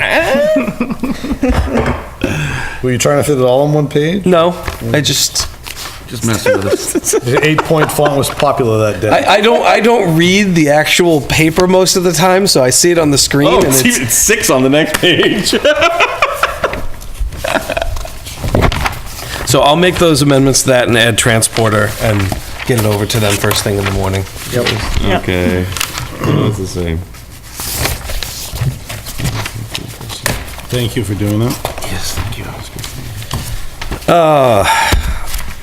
Northfield Road, first right of refusal. So, late last week, we got a first right of refusal request. Right of first refusal. Right of first refusal. What did I say? First right of refusal. Yeah, whatever. From 994 Northfield, which is the 96-acre parcel that the solar field's going on. Obviously, they're taking it out of Chapter 61B because they're going to put a solar field on it. I spoke to the town manager's executive assistant today, and she's like, well, we only have 30 days to do this, so when are you guys meeting? I said, tonight or in January? She said, oh. Luckily, we had already put it on the agenda, so I'm going to put out there that we should probably have a discussion about whether or not the town wants to pursue an appraisal within the 30 days and then pursue purchasing it, and whether or not there are any planning reasons that this board would see for it to happen. Do we have a plan of the land, or do we have information about the size? It's or- 96 acres, or give or take. 96 acres? Yes. Wow, well, that's significant. Forested with trails. Well, In the recreational In the zone. it's half of our recreational zone. wow. So we could yeah, buy it and put it in a water park. Well, I mean, is it one of the areas that open space identified as an area of concern and Well, preservation? And I would like to see it go to open space, at least for a consideration, but I'm not. I'm going to send it out to Brandon first thing. It might hit, Okay. it might hit half of the things, Half of the criteria. not like the Lane property. Yeah. but does it, okay. It's- but it's It only to has the- to meet 3, It's to the west of Settlers Golf Course. Yeah. yeah? It's where Flat Rock is apparently, Okay. and it's the hill that goes down to Pearl Brook. Yeah. Okay, so Pearl Brook is identified as an important Cold water cold water fishery. So Northfield and West Townsend come in, and there's the houses along there, and it's up behind all those houses on Northfield New is West a scenic Townsend road. and Northfield. Okay, so is that the origination point of Pearl Brook? No, I think it's further No, I north think up it's- towards Howard Street. Yeah. Well, that's important. I mean, if we're talking about development of 94 acres. Yes. Well, it's going to be a 30 acres of clearing for the solar field. There's a conservation restriction on Half of 40 it. acres. Yeah, to the And then north. there's some other superfluous land that surrounds the solar field that will remain in wooded condition. I don't know where we're talking about. So there's the golf course, Yeah? and that's the lower portion of that is the proposed. So right now, it's all part of the golf course? It's all part owned of by that settlers, parcel? yes. All owned by the same owner. Yeah, well, there's three parcels in the recreation zone. Okay, so One, they're two, three. separating a piece of this? I'm confused. Yes, it's 2 parcels, Okay. and it only shows as one on It there. only shows as one, This okay. is one parcel. Yeah? This is the golf course. So if you look at the fairway up behind, So where do you think that line is? Where are we talking Here, about? there's two wetland streams here, so it's below the lower one. So Okay. it's all gonna be down in here. It's like, if you turn the aerial on, you can, oh, you see the parcel.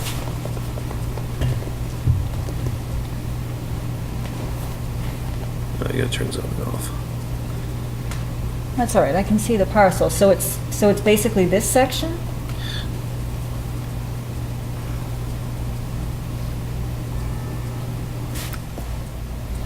So you see the fairway here? Yeah? It comes up this way. So there's a line that comes more or less straight back. So where's the frontage gonna be? They're entering through the golf course, but there is a strip of frontage. It's about 100 feet wide, right next to where Ron Smith just built his house. So they want to sell this? They're not selling it, they're leasing it to the solar field. So they're But it is taking a out of change of chapter. use. Chapter. They're taking it out of chapter Okay. to change the use. Okay. So which is why the town would have to do the appraisal, because there's Okay. no sale involved, so there's no qualified offer. So in order to determine what price? our price would be, we would need to fund the appraisal. Okay. Okay. So it's one of those. Okay, so they're not selling They're this not piece? selling This it. is for where the solar field's Correct. gonna go? So how does that work Okay. exactly? If you take land out of chapter and the town has it independently appraised and they appraise it for whatever a price is, let's say XYZ, then the owner has to sell it for XYZ to take it out of chapter? Or they can choose not to take it out of chapter, right? Yeah, That's how it works? I believe so. Well, they can't change the use. All right. So I would like to see it at least Or get some the advice. town can choose to waive the right. Correct. Yeah, yeah. That's always an option too. Which is generally accepted, generally chosen option on these situations. Well, I would make a motion that the planning board recommends that the selectmen waive their right of first refusal. Really? You don't want to do the appraisal? No. Because you think it'll be too expensive? I think that given the fact that we're short on capital planning, I thought this was going to be developed and sold, No. and it's Yes. not. That's not what we're talking about. No, If it were being sold and developed, I would absolutely want to do the appraisal, but this is a passive use of the property. I don't think we'd need to do the appraisal if it's being sold, right? No, we wouldn't. No, if, Sold, just- well, unless they were choosing to take it out now with the intent, without a qualified offer, with the intent of marketing it for, which we've seen people do in Yeah, other you only have the places. one shot. I mean, if they take it out and change the use, then you can turn around and sell it. It's out of chapter now. Doesn't Yeah. matter, so. Do whatever he wants then.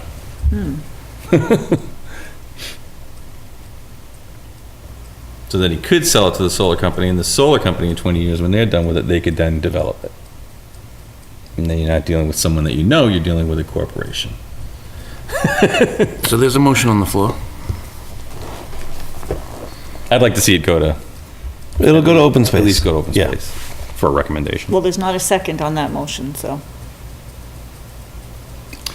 So I move that we, Let me, can I ask a question before we move on to more motions? Yeah. How much does an appraisal cost, an independent appraisal? $25,000 to $40,000. Really? Mm-hmm. I second Paul's proposal. fine, I can see where this is going. Any discussion? Any discussion? All in favor? Aye. Aye. Aye. Aye.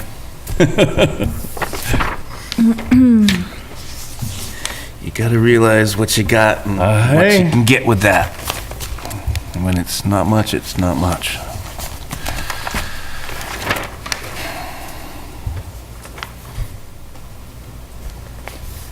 That's what I've got.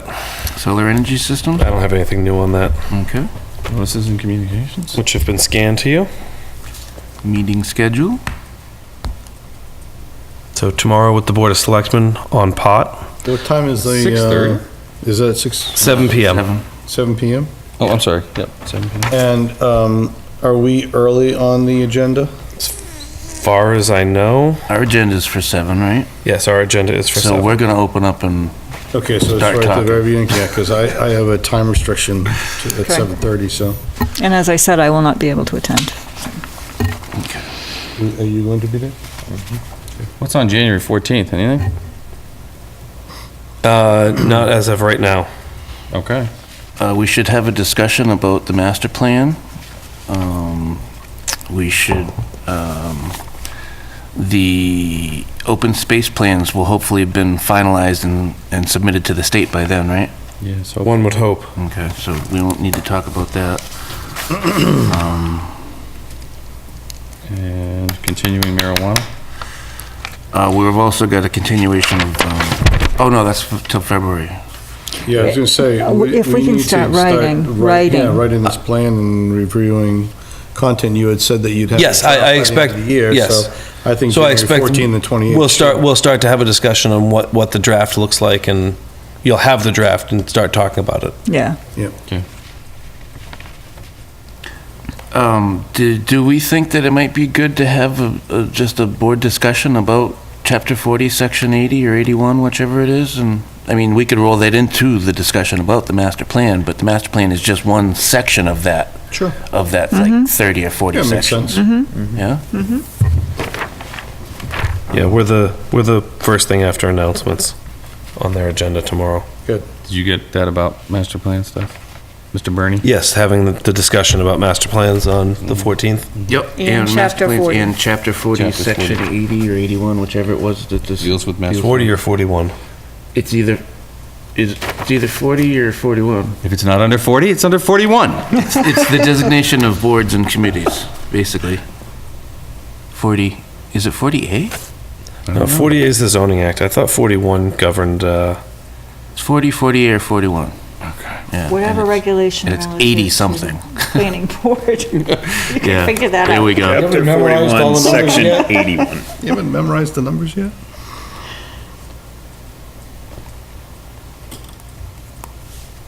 Ongoing. Earth removal permitting. yes. We gonna have a joint meeting with BOS about that? Yeah, I want us to, we'll talk about that on the 14th too, because I want you guys to look at the regulations and Okay. plan. Village at Flat Hill, same old, same old. Yep.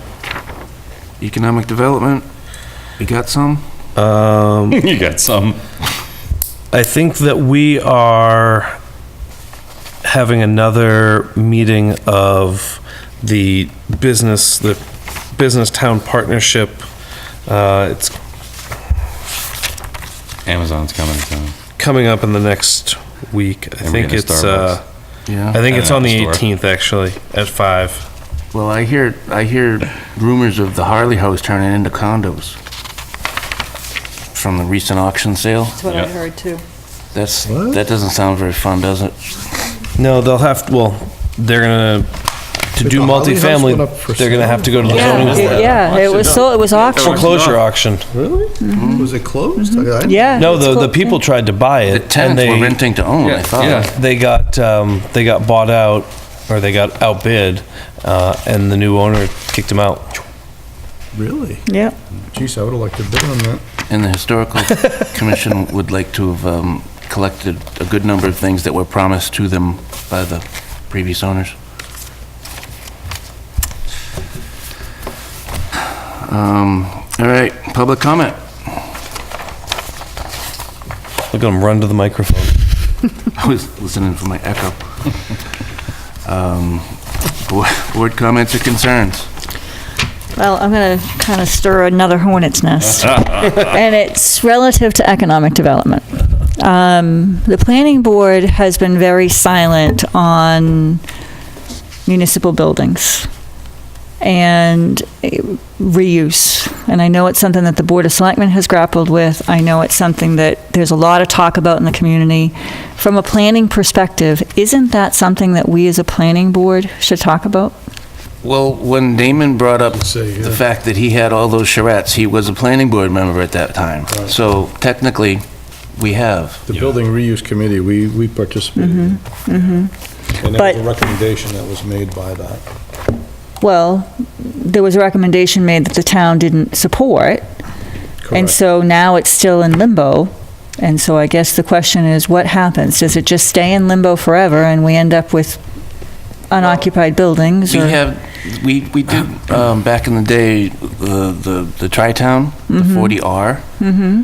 I still don't think we have a 40R officer, unless it's you, and you just don't want to claim the position. But we also did that about the old primary school, Right, right? Yep. And that one fell through, or got not active anymore, discontinued, and it did get followed through on Tri-Town. I don't see any reason that we couldn't pick and choose or have a discussion with somebody about possibly borrowing, stealing, getting another site to put together another 40R. so I think that's, when we talk about economic development, I think that's a component of that. And we had initiated the conversations with MRPC, and then they halted, and they had done some work, and that just kind of went nowhere. I think we should revisit it, but I also think there are other components because of the timeliness of it, that this is an issue that the town continues to grapple with. And I think that as the planning board, we should talk about it. I mean, yes, we had designated it, and it was going to be senior housing, but there's no forward momentum on any of this planning, and it really is planning. Yeah. So I think it's something, in one of our future meetings, I'd like to see us talk about it. I think it would fit well with the master planning conversation. Exactly. Well, and that's part of the master plan is economic development. Right. And it talks about a economic development committee, which we didn't have up until recently. And I think I'm we have certainly, yeah, we do now. That's my The understanding. Lunenburg Business Association? No, No, we don't have an economic the development Board of Selectmen committee. has, I believe, adopted a charge for an economic development committee. I don't think they've populated the committee. Okay. So we're halfway there. But, I mean, I echo Paula's comments. I mean, I'm frustrated. I was on the finance committee when the public safety building was built and the new primary school came online and so on. And you look across the common and you see a building that we vacated 13 years ago. And, as a taxpayer, I can only imagine the frustration people have when you vacate a building and you don't have a plan for the old building.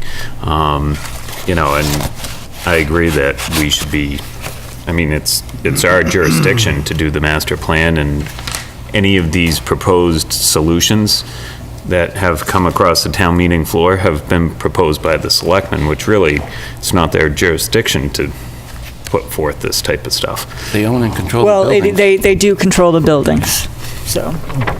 But if we control the master plan, which is all part of it, then I don't really think feel It like, should not be about control. It should be about it should be about productive discussion. and Exactly, debate, exactly. And having the discussions and I think what you're running into is, I think people were disappointed by the way that, some people on the board at that time were very disappointed by the way that they put all that energy and time into that. No, absolutely. And it was just, within 30 seconds, was killed at Right, a town meeting. right. So I think you find a lot of resistance to doing, duplicating that effort for the same result. Right.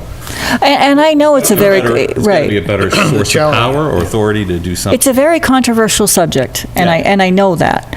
But, from a citizen's perspective, I want to see something go forward. Sure. And from a financial perspective, from a taxpayer's perspective, So I agree with you. What do you think the right vehicle to do that is?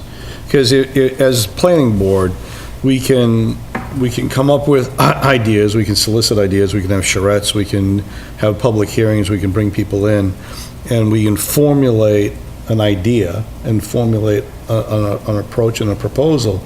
But if it gets to town meeting and the town says they have no interest in doing that, even though they didn't participate in any of that precursor work, what's a better way to do it? Because we've already done that and it didn't work.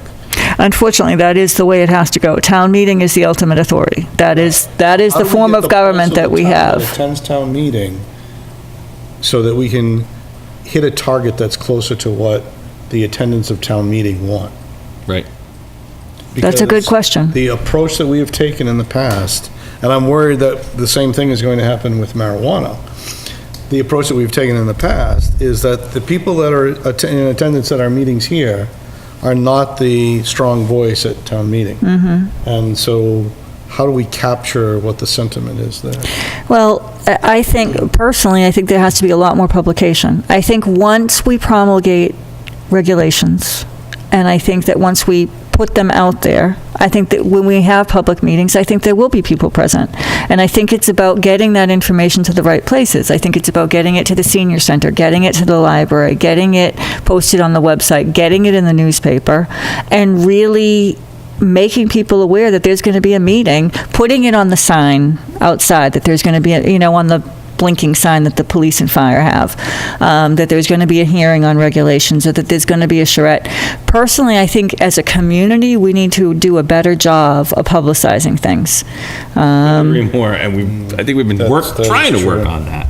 Absolutely. It's difficult to find the correct mix. I think we're moving in the right direction. I think the town Facebook page is a good direction. I think being able to post information there, I think the Public Works page is getting a lot of comments and likes, and I think we're moving in the right direction. Well, let me ask you this: how would you feel about? I see one of the problems as being, biting off too much. We tried to bite off all the properties at once and come up with one plan that that resolved all the issues. What if we just took one property and just tried to do something with that one property? I think Tina's right. It goes back to master planning. I think we've got to start that master planning talk about what is the vision of Lunenburg and what do we want to focus on. And when we talk about economic development, that completely ties with the vision of Lunenburg, and that's going to lead us in the direction of where we go. I mean, I'm sure we all have individual thoughts on the buildings, and we may not agree. But I think we've got to start talking, and ultimately it is the buildings are under the jurisdiction of the Board of Selectmen. Yeah, that's true. But ultimately it's the townspeople's decision. Yeah. So I guess I'm just saying, when we talk about economic development and it's on our agenda, to me, that is, and I've said this at the Board of Selectmen level, is I believe those buildings are a catalyst, or could be a catalyst, for economic development, if that's what we want. Yeah. But they may or may not be. Well, everybody certainly screams about it, you know what I mean? So it's about economic development, but they don't, whatever. They don't want to do the things that are required to bring in, serious economic development. So you're stuck in a world of Yeah, what's desirable. Black and white opinions What's again. desirable and what's affordable are often two different things. Different things, And right. The town's not willing to pay the money for the affordability component, but they're not willing to give up the alternative of what you can do with what you can afford to do. And so we end up in a really difficult crossroad because we can't go in either direction. Well, I'm pleased I didn't know that the selectmen had adopted a charter for economic development. So maybe we table this, and hopefully that the Economic Development Committee, and I'm hoping that there's a planning board representative on that, and that we move forward, that they move forward. But hopefully we continue I to. think, well, that's what's so important about master planning, is that it brings all the different things boards together. And we can hash it out. I think that's the best that we can hope for. So I think coming up with a list of the top priority master planning things we want to talk about is really important. Good, Kurt. Super. Any further board comment or concerns? I have a comment. So last Friday night at the Historical Society, we rechartered our Grange, Lunenburg Grange, number 169, is actually going to be officially rechartered in December of 2018. Our 300th anniversary settled. And that is, it's not a pure charity because it is a fraternal organization, but it is a 501c8 instead of a C3. 501c8. So they can take charitable contributions, but specifically for charity, not for fundraising or dues or investment. The Grange is You have to have it assigned to some other charity, is what you're saying? right. It has to be a charitable benefit. Like the Grange does offer monies and education and funds and services to the public as charitable. But it does at the same time, it can buy and own property, it can buy and own buildings. Its primary focus is to work with agriculturalists, with 4-H, with agricultural commissions. The Historical Society has thrown their hat in So hopefully. Did we have a Grange Hall at some point? I don't believe we ever did have a Grange Hall in Lunenburg. We had a Grange up until 9 years ago. In 2009, it dissolved apparently because of lack of membership. But in discussions with people, every time I would ask somebody that remembered it, they would just light up. They would start to glow. They would have some of the best stories about the best times they had at the Grange Fair, doing this, doing that. I used to decorate the float when I was a kid, the Grange float in Sudbury. Yeah, all kinds of stuff they used to do. So anyways, I just wanted to make everybody aware of that has been recharted, and That's great. Cool. Excellent. That's great. now executive session. Do we need a special?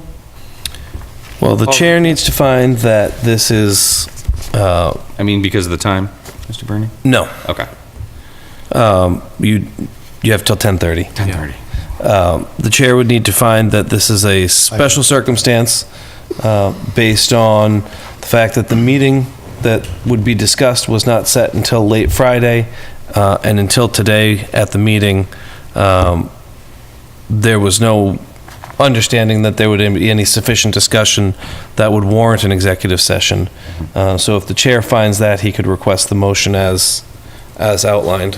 Yeah, what he said, and not to return to regular meeting. So You moved. gotta request the He motion. has to read it. Oh, you have to read it. You have to- Oh, I have to? Yeah, So that's- what he said, plus pursuant to MGLC 30A, Section 21, Number 3, to discuss strategy with respect to litigation, where an open meeting may have a detrimental effect on the government's litigating position, and the chair so declares, I do, namely O'Brien Homes, Inc. et al. v. Town of Lunenburg et al., Land Court Document Numbers 13-MISC-477878, 2, 13-MISC-477887, and O'Brien Homes, Inc. v. Town of Lunenburg Planning Board et al. Appeals Court Docket Number 2018-P-1520.